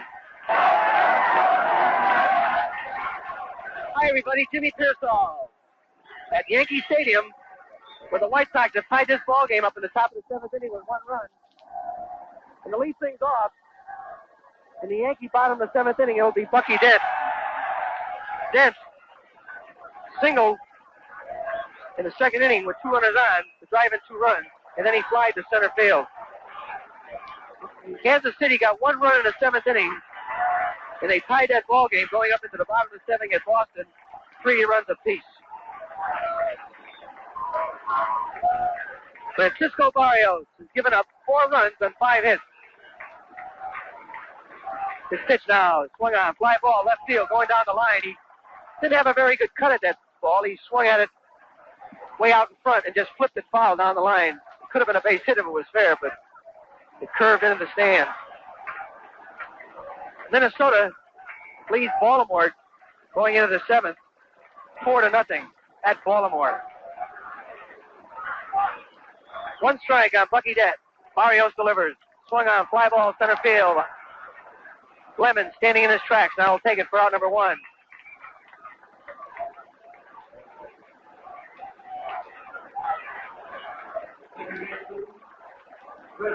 Britt Stanley, the second baseman, hitting at .212 with 1 home run and 5 RBIs, will step in. He's grounded to short and lined to center. He's 0 for 2 tonight, playing in place of the injured second baseman Randolph. Breaking ball low outside. Over by the bag and guarding against the double is Stoddard-Holm. Not too deep in left is Gar. There's another breaking ball outside. And Barrios working quickly, gets behind here now. 2 balls and no strikes. 1 out. Bottom of the 7th inning. Score all tie. Fastball right on the corner for a strike. Texas got 2 more runs in the 2nd inning. They now lead Milwaukee going into the 3rd, 4-0. The 2-1 pitch. Way outside, ball 3. And now Barrios gets behind a weak hitter, Stanley, who's at a lifetime batting average of about .208. But he's a very valuable man because he can play second, short, or third base if somebody gets hurt. Now he looks down for a sign from Hauser, the third base coach. The 3-1 pitch to him. Way inside. And Barrios loses him. And now he's got himself in a pickle with a real good hitter coming up here in Rivers. Rivers hitting .322. Has got 1 hit tonight. He's 1 for 3. He singled and scored a run in the 5th on a home run by White. He scored the 3rd run.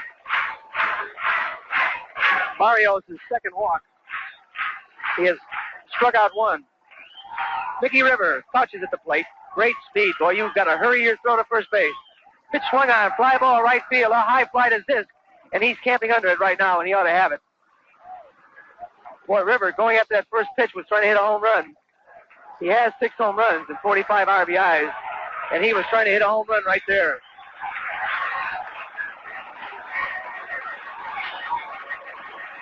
And now stepping in, Roy White, the veteran, who hit his 11th home run in the 5th inning, stepped in. White's been around about 12 years. He's always wore that Yankee uniform. The pitch to him. Fastball on the outside corner for a strike. Mahoney, the umpire behind plate. Down at first base is Sauer, the old umpire who's replacing one of the injured umpires. Kaiser's down at second. And Kosh at third. There's a pitch swung on. Ground ball out towards second base. By Orta. Here comes the throw to third. Almost down, it goes by. And the ball bounces into the stands and a run scores.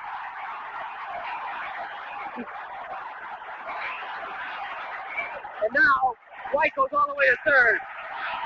Boy, there's a ground ball hit by second base. It was an easy play. Orta took all day to try and feel the ball to his left. He's got to catch that ball. I want to tell you, we just seem to give him away. As this fired to third base, Barrios was not backing up third. And Stoddard-Holm could not handle the throw. It bounced by him as it got in towards the runner. And Stanley slid in. And then he was awarded home plate as the ball went into the stands, and White went all the way to third. I can't believe how we give runs away. White. The run has got to be unearned, too.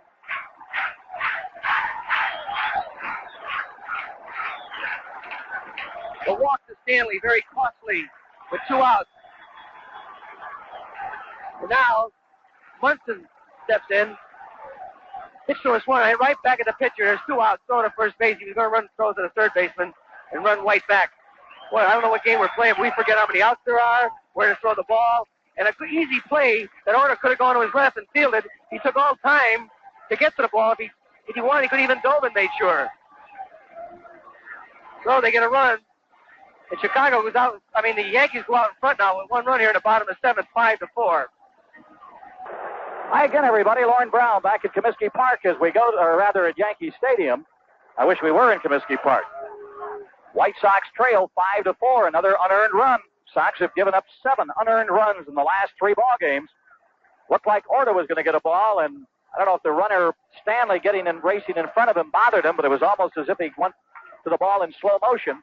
And then this throw hit right in front of the third baseman and bounced up over his glove. Nobody covering behind him.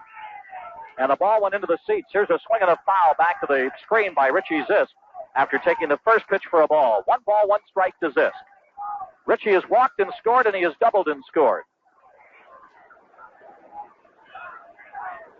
Left-hander ready. Here's the pitch. Here's a swing and a 1-hopper right back to the mound. Not even a hop. It's on a short one at that. But Guidry was right there, and he got it and threw him out. There's 1 down. The Sox have been averaging 2 home runs a ball game on this road trip. They have 1 already tonight. But unfortunately, the last 3 games, they've been averaging an error and a half a game, which has dearly cost them, and it's cost them here tonight. Lamar Johnson, the batter. Lamar with a couple of hits, swings and misses, strike 1. Bounced out to the pitcher, and then he singled in the 4th and singled in the 6th, both times advancing that runner further into scoring position. And the umpire, George Maloney, wants to take a look at the ball that Guidry just threw by Lamar. He doesn't like it, and he's going to throw it out of play.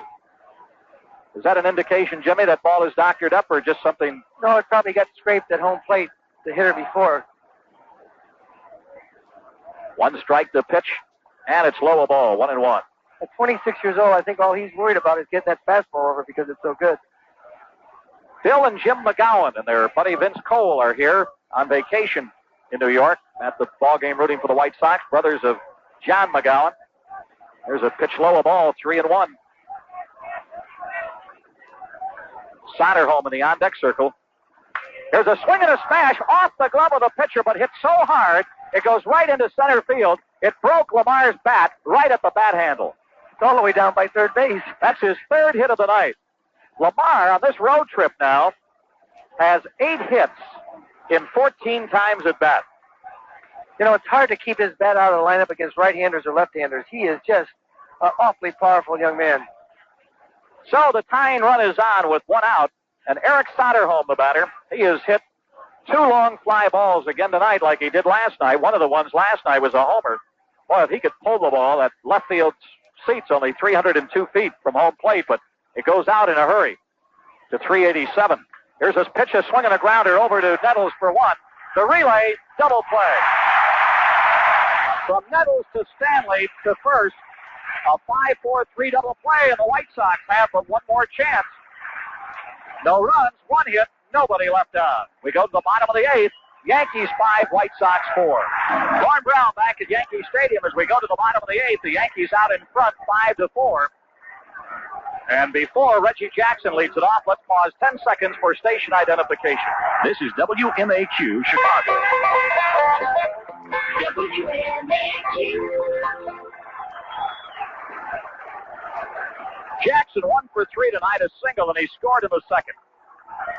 Yankees got 2 runs on a, here's the first pitch, strike in the outside corner. Runners at 2nd and 3rd and 2 out, a 1-2 count to Bucky Denton. He singled up the middle to send home 2 runs. Roy White hit a 2-run homer for the other 2. And a walk and a 2-out single and an error on the right fielder, Zisk, brought home the other run. Here's a swing and a foul back to the screen, 0-2. The throw by Zisk was right on the money, but it took a hop over Soderholm at 3rd, nobody backing up 3rd, and went into the seats, and the runner was able to score. Here's the 2-strike pitch outside a ball. Texas got 6 runs in the 2nd. They lead Milwaukee 8-1 at the end of 2. Scored a lot of runs the last few games. Here's a pitch, and it's low ball. Evens it up 2-2. Jackson will be followed by Chambliss and Nettles. Looking to the ninth, the White Sox will have Lemon, Spencer, and Downing. Who in one way or another have accounted for 3 of the 4 White Sox runs. Here's a pitch high, a ball. So after being out in front 0-2, the count is full, 3 balls and 2 strikes. While the White Sox have the day off, Wednesday and again Thursday, the other 3 closest pursuers. Here's the 3-2 pitch. He walked him outside. 4 straight bad ones. Actually, 4 of the last 5 pitches. He fouled 1 of them off. So the walk is the 5th given up by Barrios. And we've got activity in the bullpen. The right-hander, Legros, and the left-hander, Hamilton. And the batter is Chris Chambliss, who is 0 for 2 tonight, but he has walked and scored. Barrios has walked 5. The previous 4 that he walked prior to the leadoff man here in the 8th, of the 4 that walked, 2 of them scored.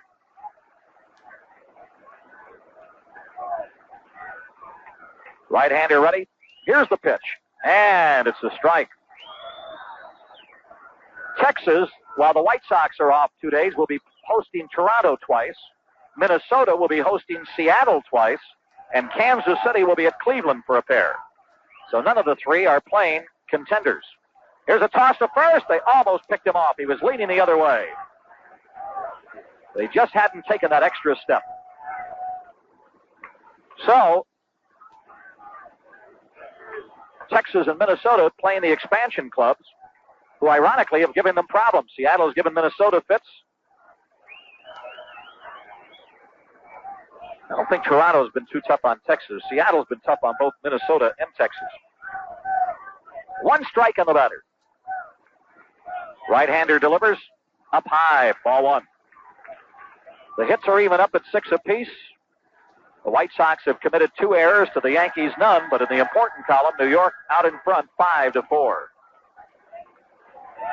Sox will have to come from behind if they're going to win it. Right-hander ready. There he goes. Here's the pitch. Swing and a miss. The throw down to second. He is safe.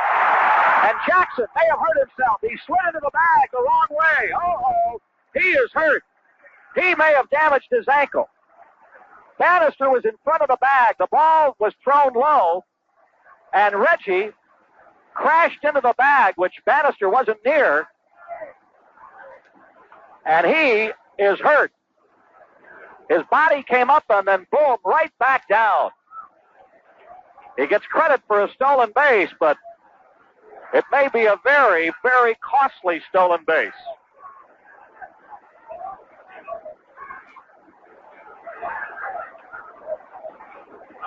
They're examining him now.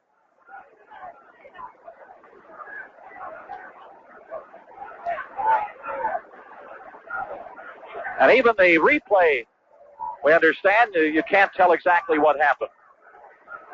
But one thing for sure, he is hurt. Yankee trainer Gene Monahan is out there along with his assistant Herman Schneider. They're both looking at him. And Reggie is up on his feet. He's holding the area around his right knee. Well, I'll tell you, the way he went back, I'm surprised he's even on his feet. So apparently it was not the ankle. Now he bent down a little bit, flexing his knee. Billy Martin is also out there with Bobby Cox and Dick Hauser, Billy's 2 base line coaches. Now Reggie is up, going to walk it off. Well, I'm just amazed that he's on his feet.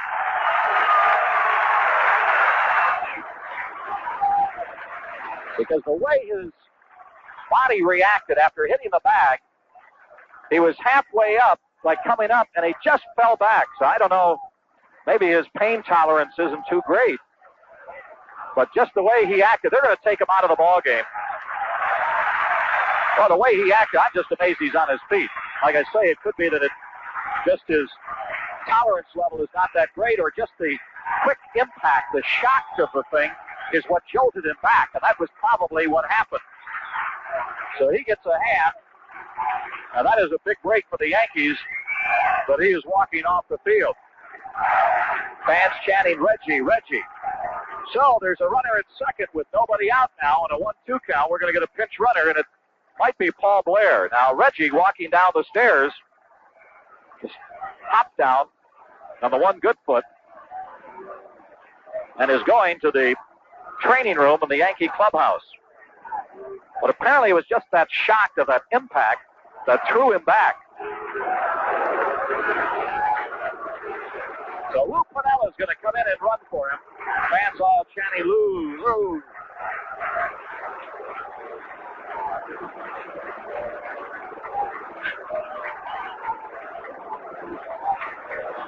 So Piniella's the pinch runner.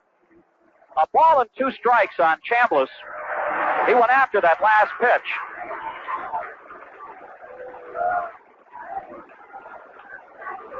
And Reggie Jackson out of the ballgame. Piniella hasn't been feeling well. He's had some problems. Yankees have a lot of nagging injuries. They haven't been gaining ground on the Red Sox of late either. Despite the fact they've won 6 out of 7, they've lost or gained only a half a game. Here's the 1-2 pitch outside and high, a ball 2-2. 5-4, Yankees out in front. Barrios. The walks have hurt Frankie. Hurt him in the last inning, hurt him in the second inning, and it's got a man at second in this inning. Sounds familiar, doesn't it? Here's a swing and a foul into the Sox dugout. Went after a bad pitch on the outside part of the plate. And the count evens up at 2-2.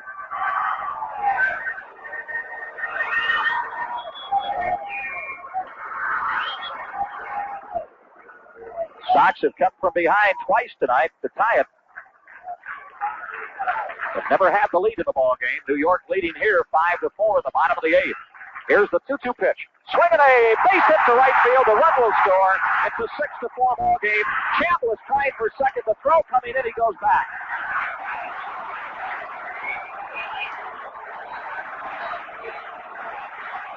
Well, there's your walks. Here comes Bob Lemon.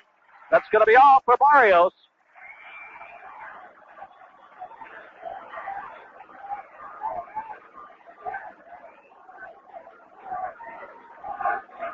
Five walks given up by Barrios tonight, and 3 of them came around to score. So that is all for the big guy.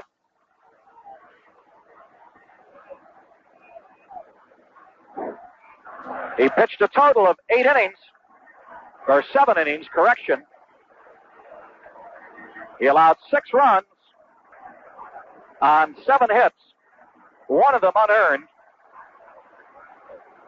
He walked 5, and there's your story, and he only struck out 1, and that's normally not like Barrios.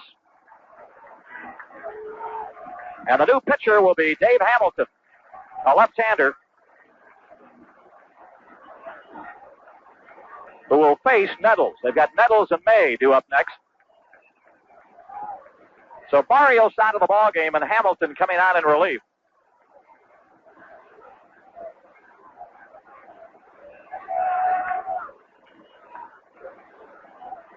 Hamilton makes his 41st appearance of the year. In 48 in the 3rd innings, he's allowed 25 earned runs on 55 hits. He's walked 23 and struck out 33. He has won 2. He has lost 4, and he has 5 saves to his credit. Looks like Paul Blair coming in from the... No, that's Cliff Johnson coming in from the Yankee bullpen. They're going to use him as a pinch hitter for Carlos May, most likely. And while Hamilton's getting in his warm-up tosses, let's take a quick look at the scoreboard here. Cardinals and the Mets tied up 1-1 at the end of 5. Boston just came up with 2 runs in the 8th, and they lead Kansas City 5-3, with Kansas City batting in the 9th. Texas leading Milwaukee 8-1. That game at the end of 3. Let's see, nothing new out of Baltimore. It was 4-1. The end of 5, last we heard, with Minnesota.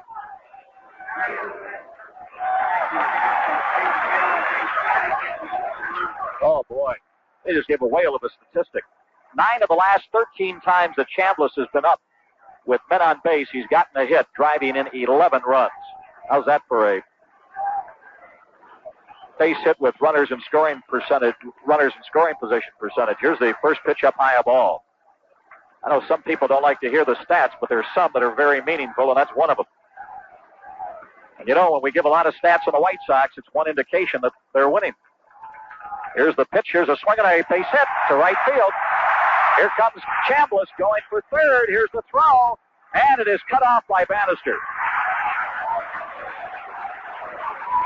So runners at first and third. The Yankees trying to break it open here in the eighth. Nobody out. And now Cliff Johnson coming up.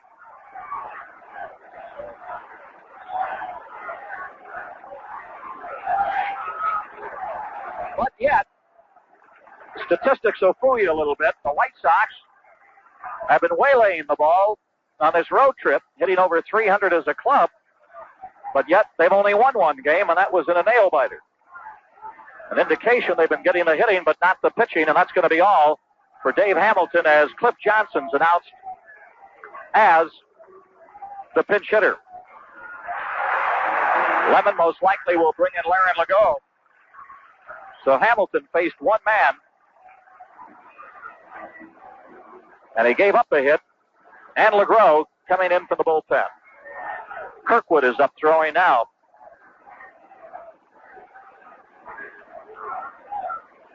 Well, the defense and the pitching have really taken its toll on this ball club. White Sox have lost 12 of their last 16 ball games. If all the scores that are on the board right now, which we just passed on to you, Minnesota out front 4-1 at the end of 6, and Boston in front 5-3 over Kansas City at the end of 8, and Texas out in front 8-1 at the end of 3, and the Sox trailing 6-4. If all of those would hold up, Minnesota would have a game-and-a-half lead on the White Sox in Texas, and Kansas City would be 3 back.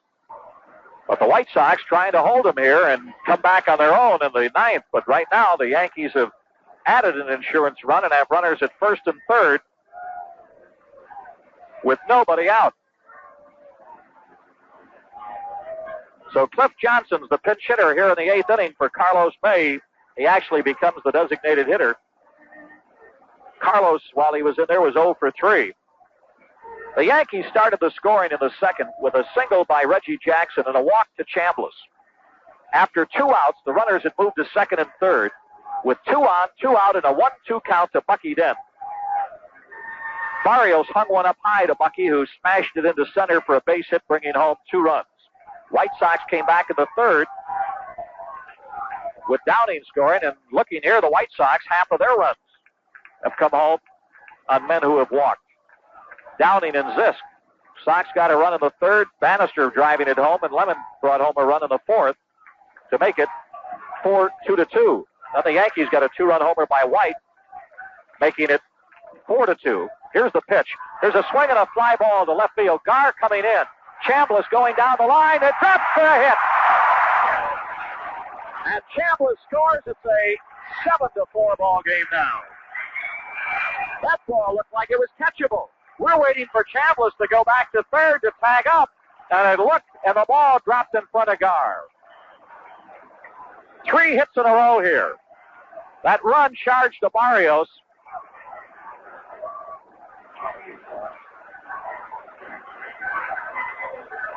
So Barrios charged with 7 runs, 6 of them earned.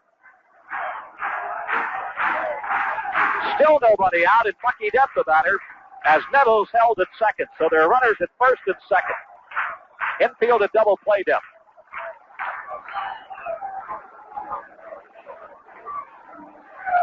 He butts it, and they let it go foul.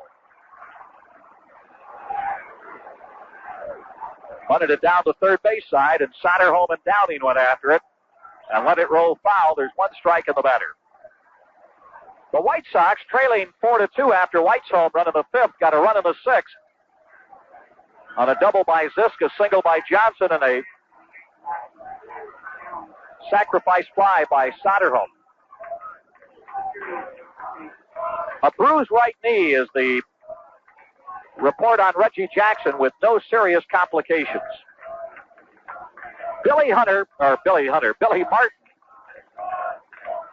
with a 3-run lead, having Bucky try to sacrifice the runners in the first pitch. Let's see what he does on the second.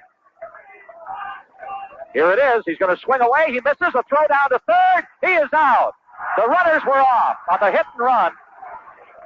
And Nettles is out trying to steal 2-5.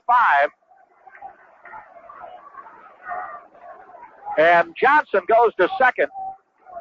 A hit and run was on. He goes to second on the fielder's choice. Don't believe they can give him a stolen base on that, because they elected to go to third, and the count is 0-2 to Bucky. There's one out.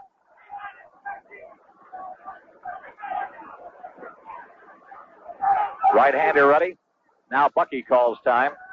Then trailing 4-3, the White Sox got a home run by Spencer to tie it up in the 7th. But the Yankees came back with an unearned run in the 7th. They've got 2 here in the 8th. Here's the 2-strike pitch. Swinging a base hit down the left field line. Here comes Johnson to score, and a fan grabs the ball, and Dent will go into second with a ground rule double. Now that is Bucky's 4th RBI against the White Sox in the 2-game series.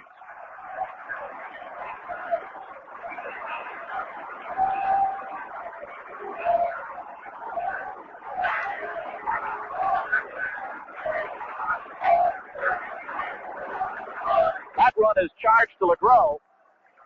So a ground rule double by Dent. Bucky twice tonight with a 2-strike count on it has gotten a hit to drive in 3 runs. It's an 8-4 ball game now. Stanley, the batter, swings and misses. Still only 1 out and a runner in scoring position. Well, I tell you, the White Sox have to really come back strong. The one redeeming aspect is the fact, here's the pitcher's a swing and a shot into right center. Base hit. Here comes Dent to score. The throw to the plate. And he is safe.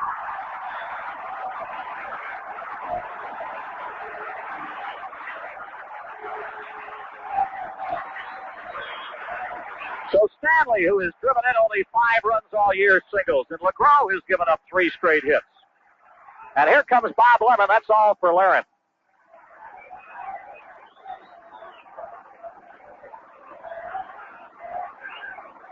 Well, the hitters have kept coming back in this ball game, but the defense and the pitching have not held up. And the one redeeming factor, as we were about to mention, was that with the 2 days rest coming up, no matter what happens the next 2 days when the White Sox are idle, they're still going to be within a couple of games of first place for the remaining 46 games. So could be the 2 days will do wonders. Let's hope so. But it gets frustrating when you've got the best hitting team in the major leagues, one of the top teams in the majors in home runs and RBIs, and they keep doing their job, but the other end of the game, which is so necessary, obviously, the defense and the pitching, don't come through. The error that allowed the lead run to score in the 7th, really a good throw by Richie Zist that took a bad hop. Looked like it was going to be a true hop to the third baseman with a chance to get the runner at third, but it takes the bad hop over his head and goes all the way into the seats. So those things are going to happen, but the White Sox, with the schedule on their side and the fact that the opposition pitching hasn't been all that great, of the 4 front runners in the American League West. But yet, while we say that, Minnesota giving up only 1 run tonight with Redfern going. They're beating Jim Palmer. So the White Sox, who trailed by 1 run coming into the inning, now trail by 5, and there's still only 1 out. Randy Wiles, the new pitcher. Laren LeGros gets credit for a third of an inning pitch with the base runner Nettles thrown out trying to steal.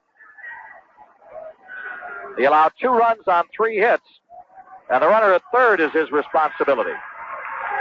So now Mickey Rivers is up. Texas just got 3 more at Milwaukee. They lead 11-1 in the bottom of the 4th.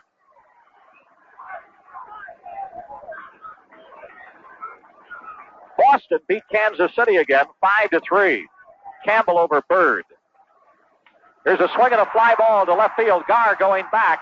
He's there, and he's got it. And there's 1 out. So Wiles gets Mickey Rivers on the first pitch, and there's 2 down. And the batter is Roy White. He has walked, grounded out, hit a 2-run homer and is single.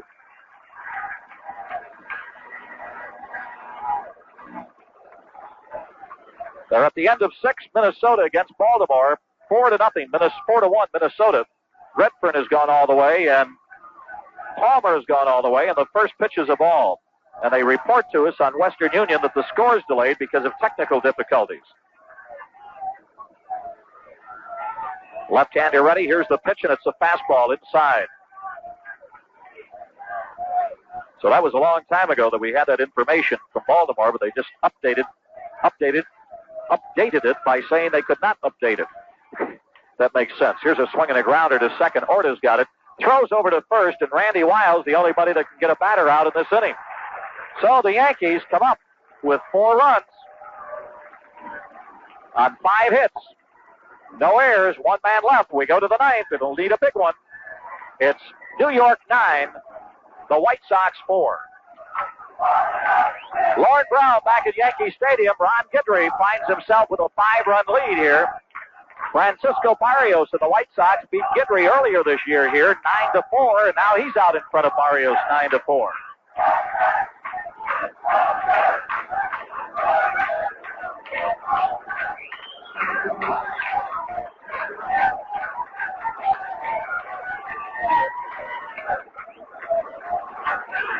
Chet Lemon, the batter.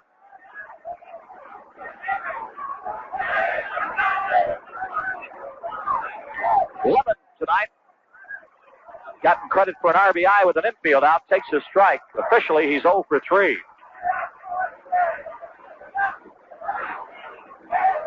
Left-hander ready. Here's the 1-strike pitch, and it's a ball 2. Sox need 5 to tie, 6 to take the lead here in the 9th.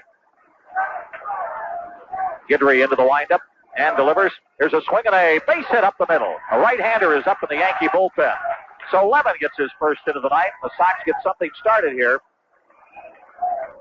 Looks like Gil Patterson. Lyle, a left-hander, is up. And the right-hander for the Yankees is Clay.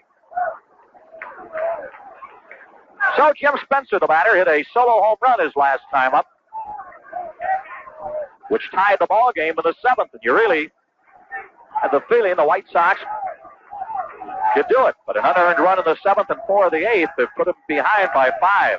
Here's the pitch, and it's right down the pipe, a strike.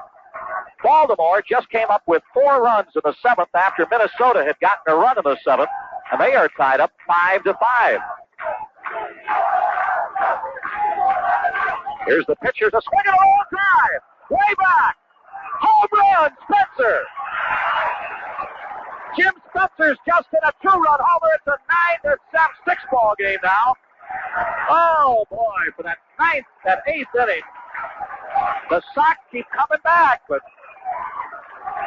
boy, there's one thing. These hitters, they are just amazing on this ball club. Spencer with 2 home runs off the left-hander here tonight. So now there's still nobody out. The White Sox need 3 to tie it. Ryan Downey, the batter, he has walked twice. Officially, he's 0 for 1. And the first pitch is low of ball. May hit a 2-run homer in the 7th in that ball game. Here's a pitch low. Not too low. That delay call, Maloney rings him up with a strike. Martinez has come on to pitch for Baltimore, and Tim Johnson pitching for Minnesota. Bertmeyer had pitched for a while. Here's the 1-1 pitch low. Knee-high, a strike. Downing steps out of the box. Shakes his head, swings his bat, can't believe it. Oakland trying to win tonight. out in front, 9-3 in the bottom of the ninth at Cleveland.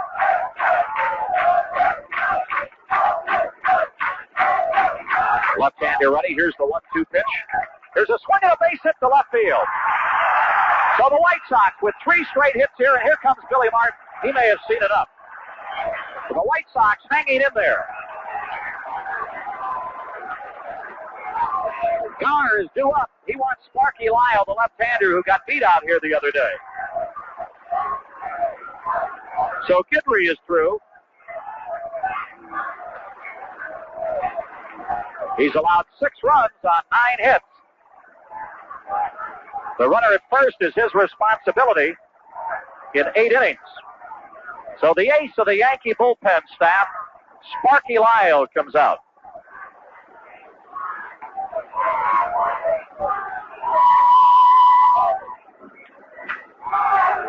So Lyle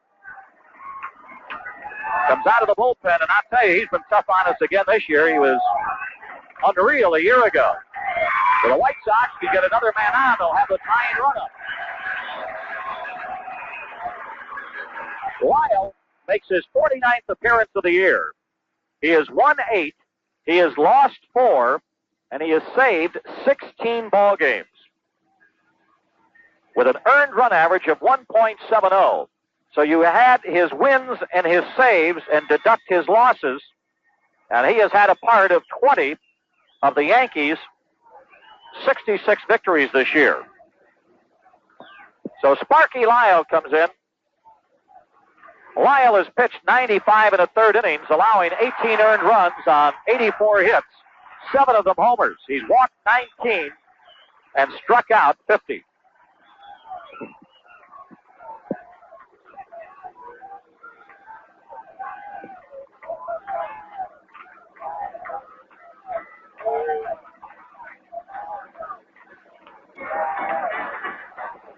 So Lyle will face Ralph Garr, then Alan Bannister and George Orta.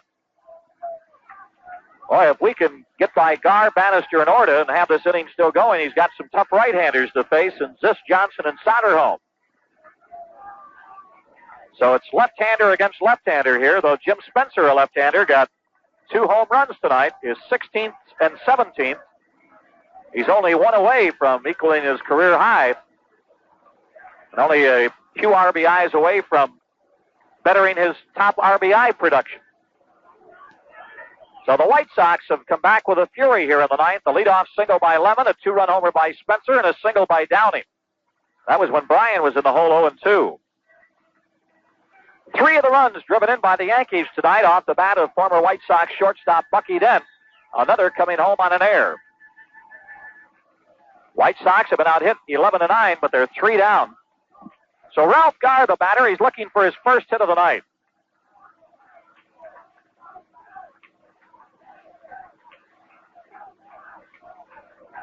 Ralph has not gotten the ball out of the infield against Guidry, so I'm sure he's just happy to see somebody in there other than Guidry, whether he's a left-hander or not. Be a great one to come from behind and win. Here's the pitch. Outside a ball. Sparky Lyle. He has been their ace. He got beat out here the other afternoon against California, going 5 innings.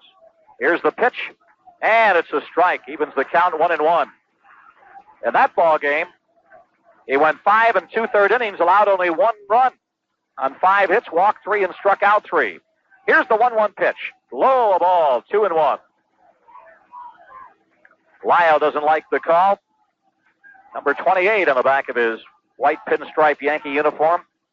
Outfield plays Garr way around to left. They give him a lot of room in right center and right field.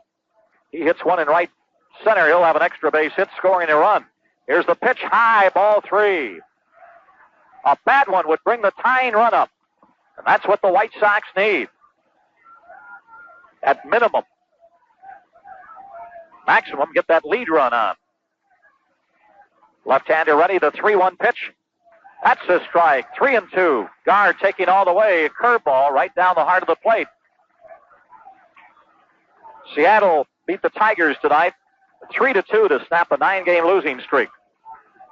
3 balls and 2 strikes to Garr.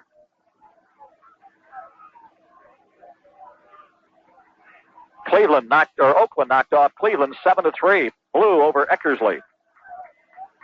Left-hander ready. The 3-2 pitch. Here's a swing and a pop-up. Coming back behind the plate. Munson giving chase. He's there, a lot of room, and has it. And Garr never got the ball out of the infield tonight. So there's one out. That was after a 3-1 count.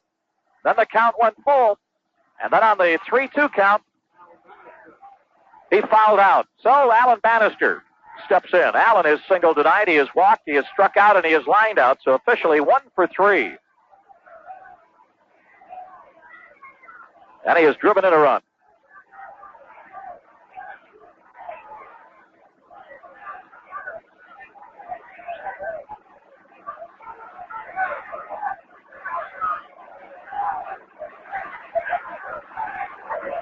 Here's the pitch, and it's a strike right down the plate.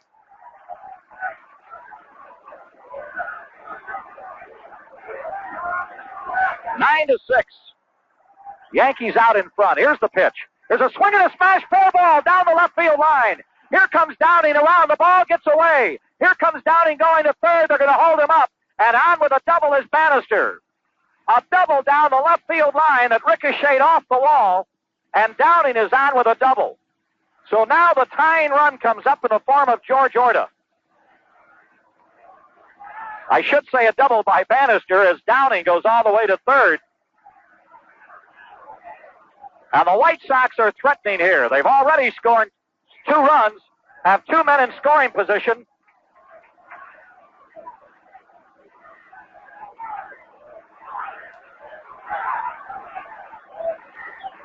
And George Orta, the batter. Orta looking for his first hit of the night. He represents the tying run. Here's a swing and a base hit. 1 run is in. Here comes Bannister around. They're going to hold him up. The tying runs are on. It's a 9-7 ball game now.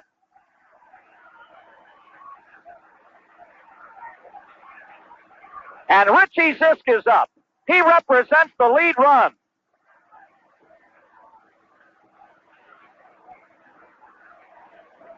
I've got a little bit of a problem down behind home plate with some of the fans, and most of the fans are watching the fight and trying to get a glimpse of the ball game.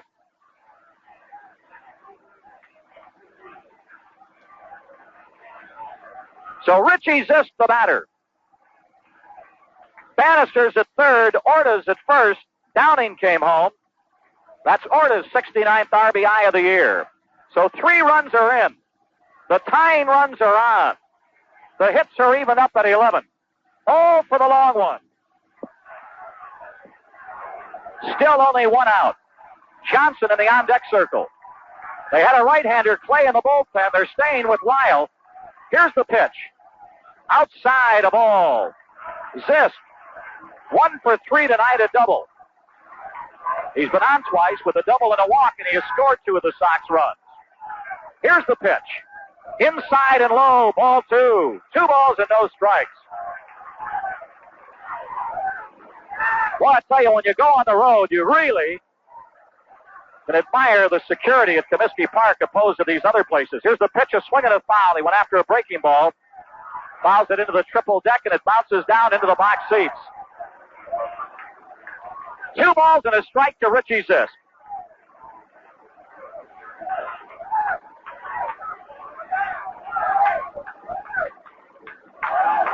The inning started with Lemon signaling. Spencer hit a 2-run homer. Downing singled. After 1 out, Bannister doubled and Orta singled. So now runners at first and third. 3 runs are in. The lead run is at the plate in the form of Zisk. 2-1 pitch. Inside a ball, 3-1. A bad one would load the bases.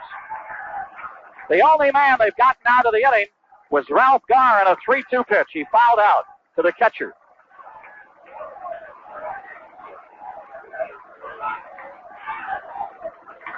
Orta with the lead off at first. Bannister second. Here's the 3-1 pitch. Swing and a foul back to the screen. So the count goes full. 3 balls and 2 strikes. The White Sox hitters coming back again, time and time again this year. Still are 3 down from taking the lead, 2 down from tying it.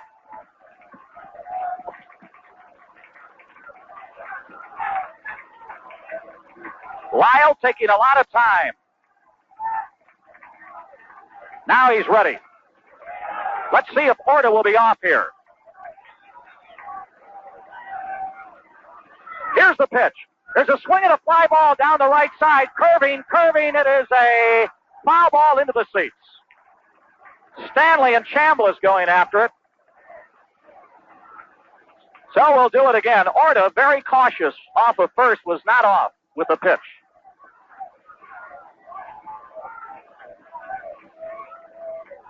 Now Lyle goes in to get a new baseball from Maloney.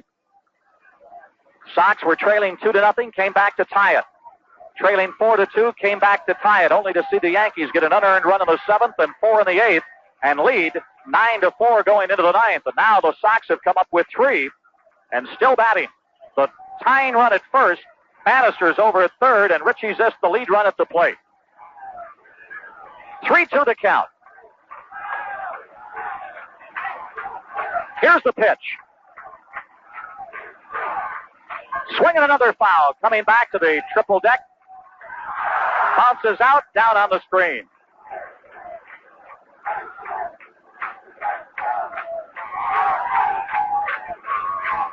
Three balls and 2 strikes to Richie Zisk.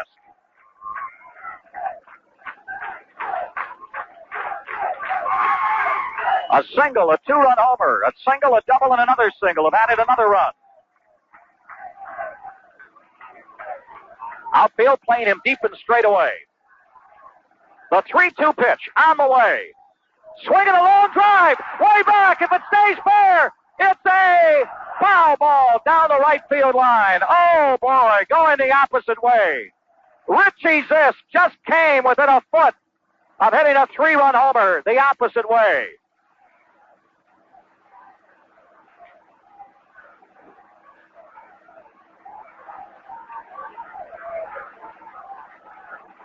So we'll do it again. He has fouled off the last 3 pitches. 3-2 pitch.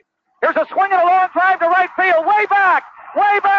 Back. It is caught by Piniella. Here's a runner coming home. Piniella caught it up against the wall between the 353 and the 385 sign. Oh boy. Piniella leaped up and got it. And it's a 9-8 ball game now. That may have saved the ball game. Only time will tell. Zisk really waylaid that ball. I would have to venture it went about 375. It really angles out in a hurry out there in right field. Now Munson comes out to talk to Lyle. Now Nettles comes out, and now Billy Martin comes out. The tying run is still at first base.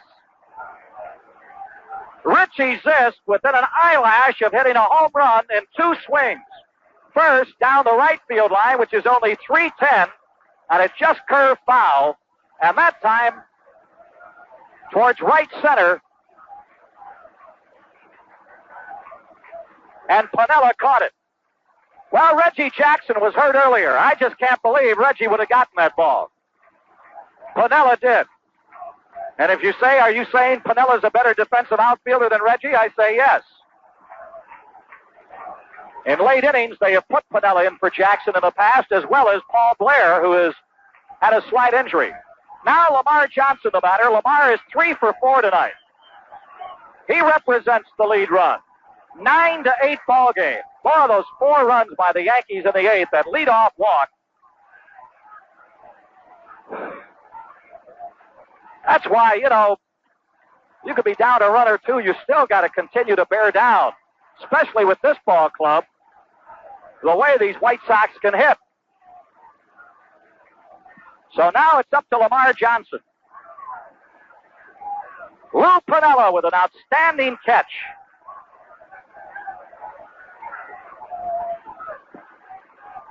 Another foot away and it would have been out of here. Left-hander ready, the first pitch to Lamar Johnson. Instead, he goes over to first. George Orta over there now. Left-hander ready, here's the pitch. Outside a ball. Lamar with 3 straight hits tonight. He's had 8 hits in 14 times to the plate on this road trip. Here's the pitch. Here's a swing and a foul out of play coming back towards the triple deck. Off the fans' hands and down to the lower deck again. A ball and a strike.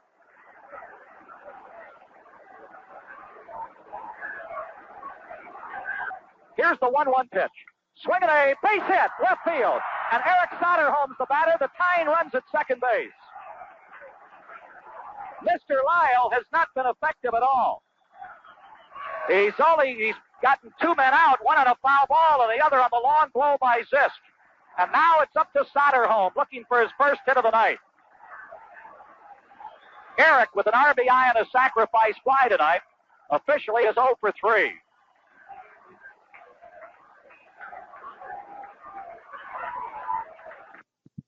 The tying run at second base, the lead run at first base. 2 out. Eric, the 9th man to bat in the inning. Left-hander ready. Here's the pitch. Inside a ball, gets away from Munson, but not far enough to allow the runners to advance.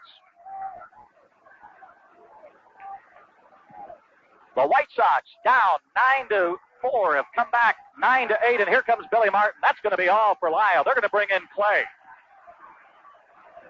That's all for Mr. Lyle.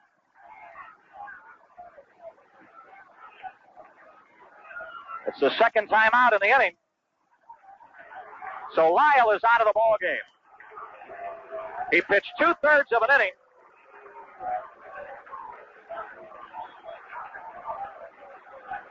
He allowed 1 run on 3 hits, and the runners at first and second are his responsibility.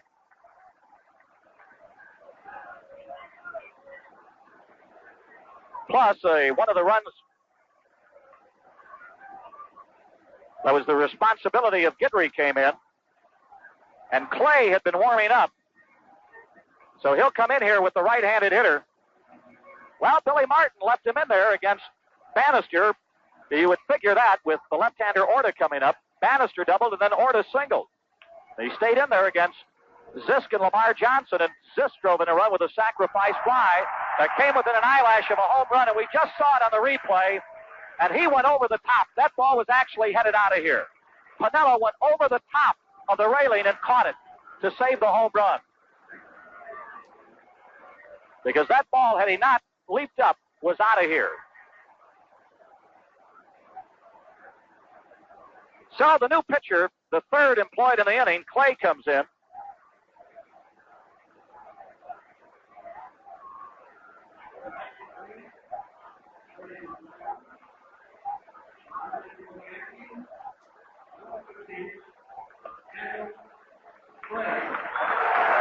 Clay has won none and lost 3 this year with an ERA of 4.45. This is his 14th appearance and his 12th as a reliever. In 32 1/3 innings, he's allowed 16 earned runs on 30 hits, 2 of them homers, walking 9, striking out 12 with an ERA 4.45. So Ken Clay makes his first appearance against the White Sox. A right-handed reliever. He'll face Eric Soderholm, who has a 1-ball, no-strike count on him. The inning started with Lemon getting a single. Spencer hit his 2nd home run of the game, a 2-run homer, making it 9-6. Downing singled after 1 out. Bannister doubled. Downing holding. And Orta singled. And Zisk drove in a run with a sacrifice fly, and then Lamar Johnson singled. Now we're going to get a pinch runner. Nordbrook's going to come in for Lamar Johnson.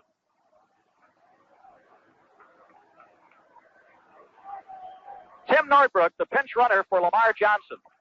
Lamar with a big night, 4 for 5 tonight. Lamar with 9 hits in 15 times at the plate on this road trip.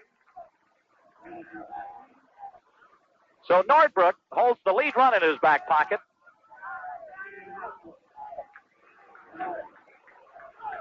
So Timmy Nordbrook down at first, Orta at second. 2 out and a 1-0 count to Soderholm. Here's the pitch. High and inside, almost hit him, a ball. 2 balls and no strikes.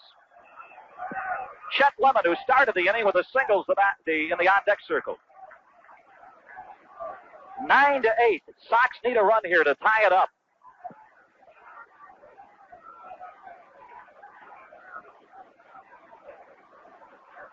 Right-hander ready, the 2-0 pitch. Ball 3 high. A bad one would load the bases for Chet Lemon. 3 balls and no strikes. Will he be taking or will he be hitting away? Play out of the stretch, delivers. Inside a ball, he walked him. No question about the pitch, even though the fans disagree. And the bases are loaded. So Orta goes to third. Nordbrook to second. So the tying runs at third. The lead run at second base, and Chet Lemon the batter, but we might have a pinch hitter here. Lemon has gone back. Oscar Gamble. Listen to the crowd. Oh, for the long one.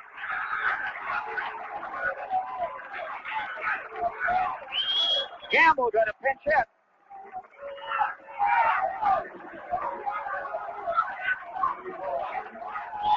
Bobby Knopp went out to talk to Nordbrook at second. Now he's talking to Orta.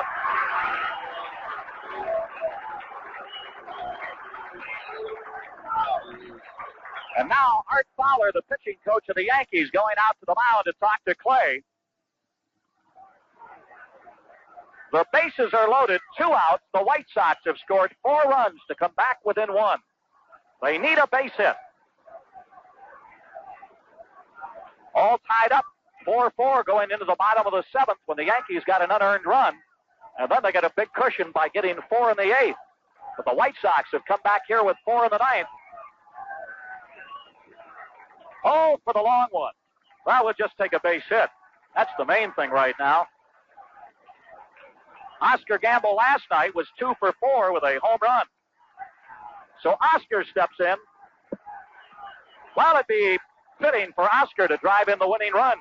Bucky Dent's already driven in 3 of the Yankee runs tonight. And he drove in a run last night.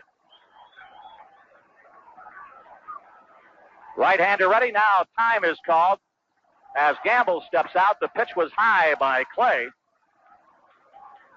Jim Spencer, a left-handed hitter, due up next, and a right-hander is loosening up again in the Yankee bullpen. Oh, a great play by Lou Piniella in the inning. Saved a home run off the bat of Zisk. Here's the pitch. Low ball. 1 ball and no strikes. The tying runs at third. The lead run at second. The 1-0 pitch. High and inside, ball 2. Now, that's where you like to be. A 2-0 count, and he's got to give to you. The bases are loaded. Oh, what a great one to come from behind and win. The 2-0 pitch. Swinging a shot, foul into the seats. Oh, he got good one on that ball, but he pulled it too much. And the count is 2-1. He had his pitch. And the count 2-1 to Oscar. Clay ready. Here's the pitch. There's a swing and a pop-up coming back, but it'll be out of play, and the count is now even up at 2-2. So Gamble fouls 2 in a row off, and the count 2 balls, 2 strikes. The fans now anticipating the final strike on their feet, cheering. Clay is ready. Here's the pitch. Here's a swing and a base hit. 1 run is in. Here comes Nordbrook around to score. 2 runs are in.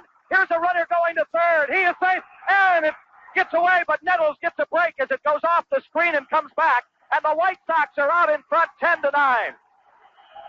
Oscar Gamble has just come through with a pinch double. Or they give him a single and on the throw-in. That's the call.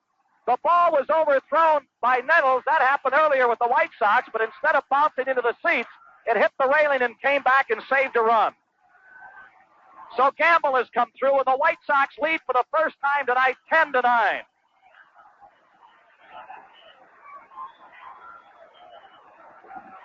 So Orta scored, and Nordbrook scored. And here's Spencer. They're going to walk him. He's already hit 2 home runs his last 2 times up. So he's going to be intentionally walked.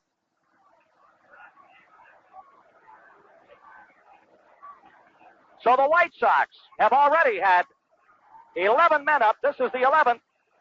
And Spencer is getting an intentional walk.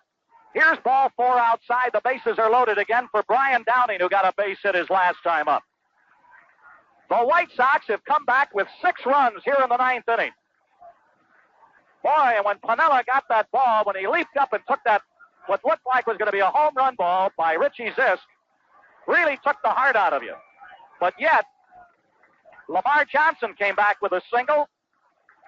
Soderholm walked, and Gamble with a big pinch single.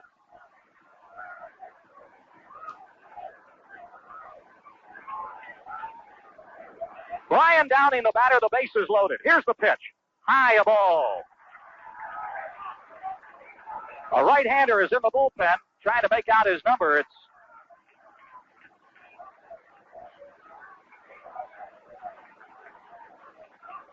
Here's the 1-0 pitch to Downing. Fastball for a strike, 1-1.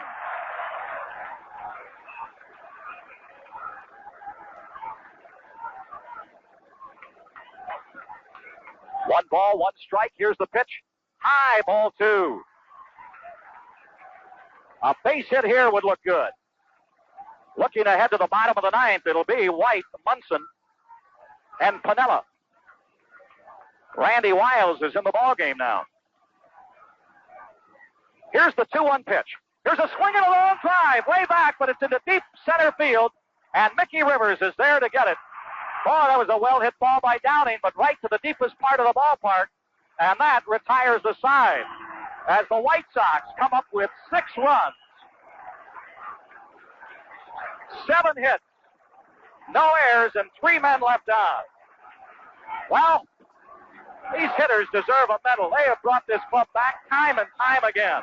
Now what the White Sox really need is some good pitching and defense as we go to the bottom of the 9th. The White Sox 10, the Yankees 9. Oscar Gamble stays in the ballgame for the White Sox in center field, and this game in the hands now of the young left-hander, Randy Wiles. And in the bullpen, right-hander Jack Cusick is up. We told you it'd be White, Munson, and Piniella. That's an error. White made the last out. Munson, Piniella, and Chambliss. So he's got 2 right-handers in a row here to face. And they're tough one. Munson, 1 for 4 tonight against Barrios. 10-9, the White Sox out in front.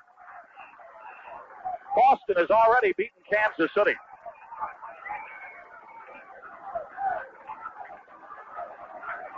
Left-hander ready. Here's the first pitch, a fastball that just missed outside a ball.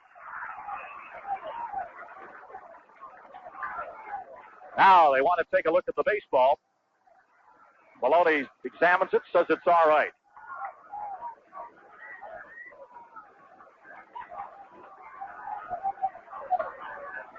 Now Wiles in the windup. Here's the 1-0 pitch.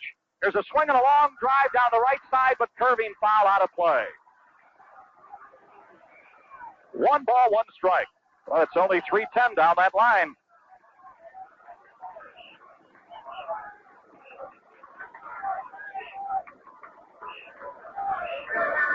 Ten to 9, the White Sox are out in front. Left-hander ready. Here's the 1-1 pitch. Inside a ball, 2-1. The rookie left-hander going against the veteran. White Sox have come up with 6 in the 9th to take the lead. Here's the 2-1 pitch. Outside a ball, 3-1. Come on, Randy, settle down. A tough position. They're in the 9th at Baltimore, all tied up. Minnesota 5, the Orioles 5. Left-hander ready. Here's the 3-1 pitch. He walked him. Whoa. Winning run or the tying run, I take that back as at first. Now here comes Lou Piniella, who made that great catch.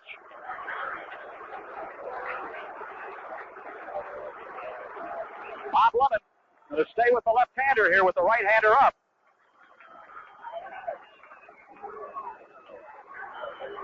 Texas waylaying Milwaukee tonight, 11-1 at the end of 5.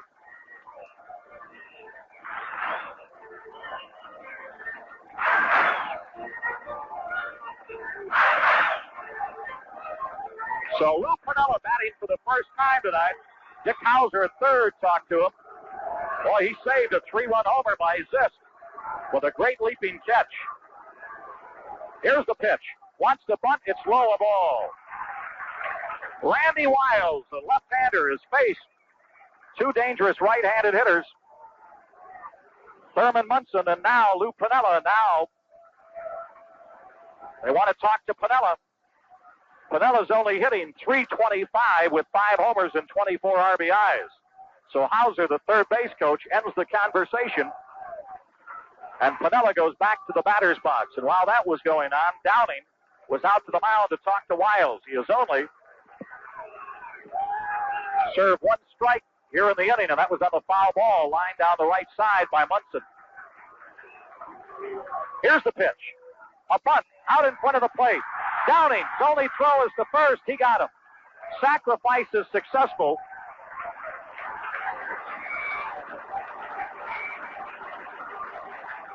So the tying runs at second with 1 out, and 2 left-handed hitters are up now. Chambliss and Nettles.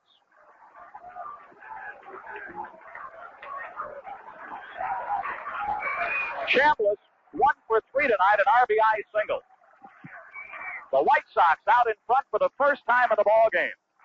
10-9, but the tying runs at second base.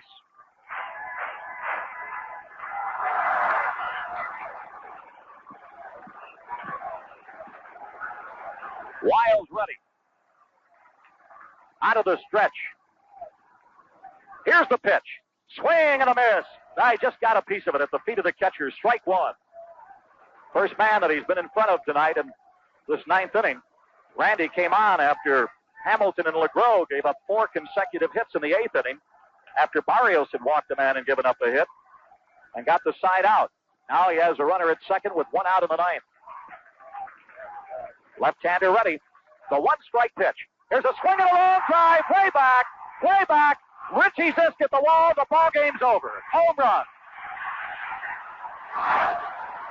Oh, those walks. Those walks, those walks, those walks. How many times have they hurt us this year? 1, 2, 3, 4 walks tonight. Scored. And a great come from behind effort by the White Sox is wiped out as again the pitching does not hold. How many times can you ask these hitters to do what they've done? Getting 6 runs in the 9th. Off of Guidry, who's been tough all night. Off the top relief pitcher for the Yankees.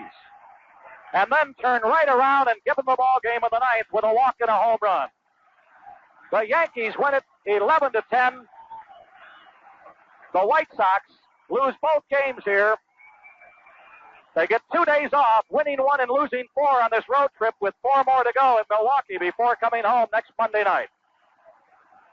They end the season series here by winning 1 and losing 4. I don't know. What can you say? The White Sox need pitching help. That's what you can say. The left-hander walked the right-handed hitter. The other right-handed hitter sacrificed him over. And then, on a 1-strike pitch, Chambliss put it out of here. And the White Sox in jeopardy of losing ground to Minnesota. The best they can hope for right now is that Baltimore wins that game in the 9th.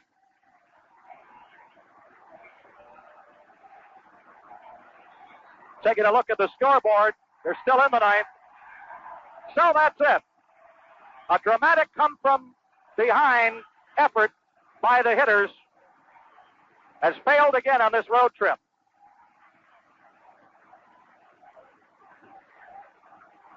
As the Yankees win it, 11-10. The total's 11-12-0. The White Sox 10-13-2. The winner is Clay, who is brutal, but he gets the win. His first of the year, 1-4, 1-3 rather, and the loser is Wiles, who is 1-1.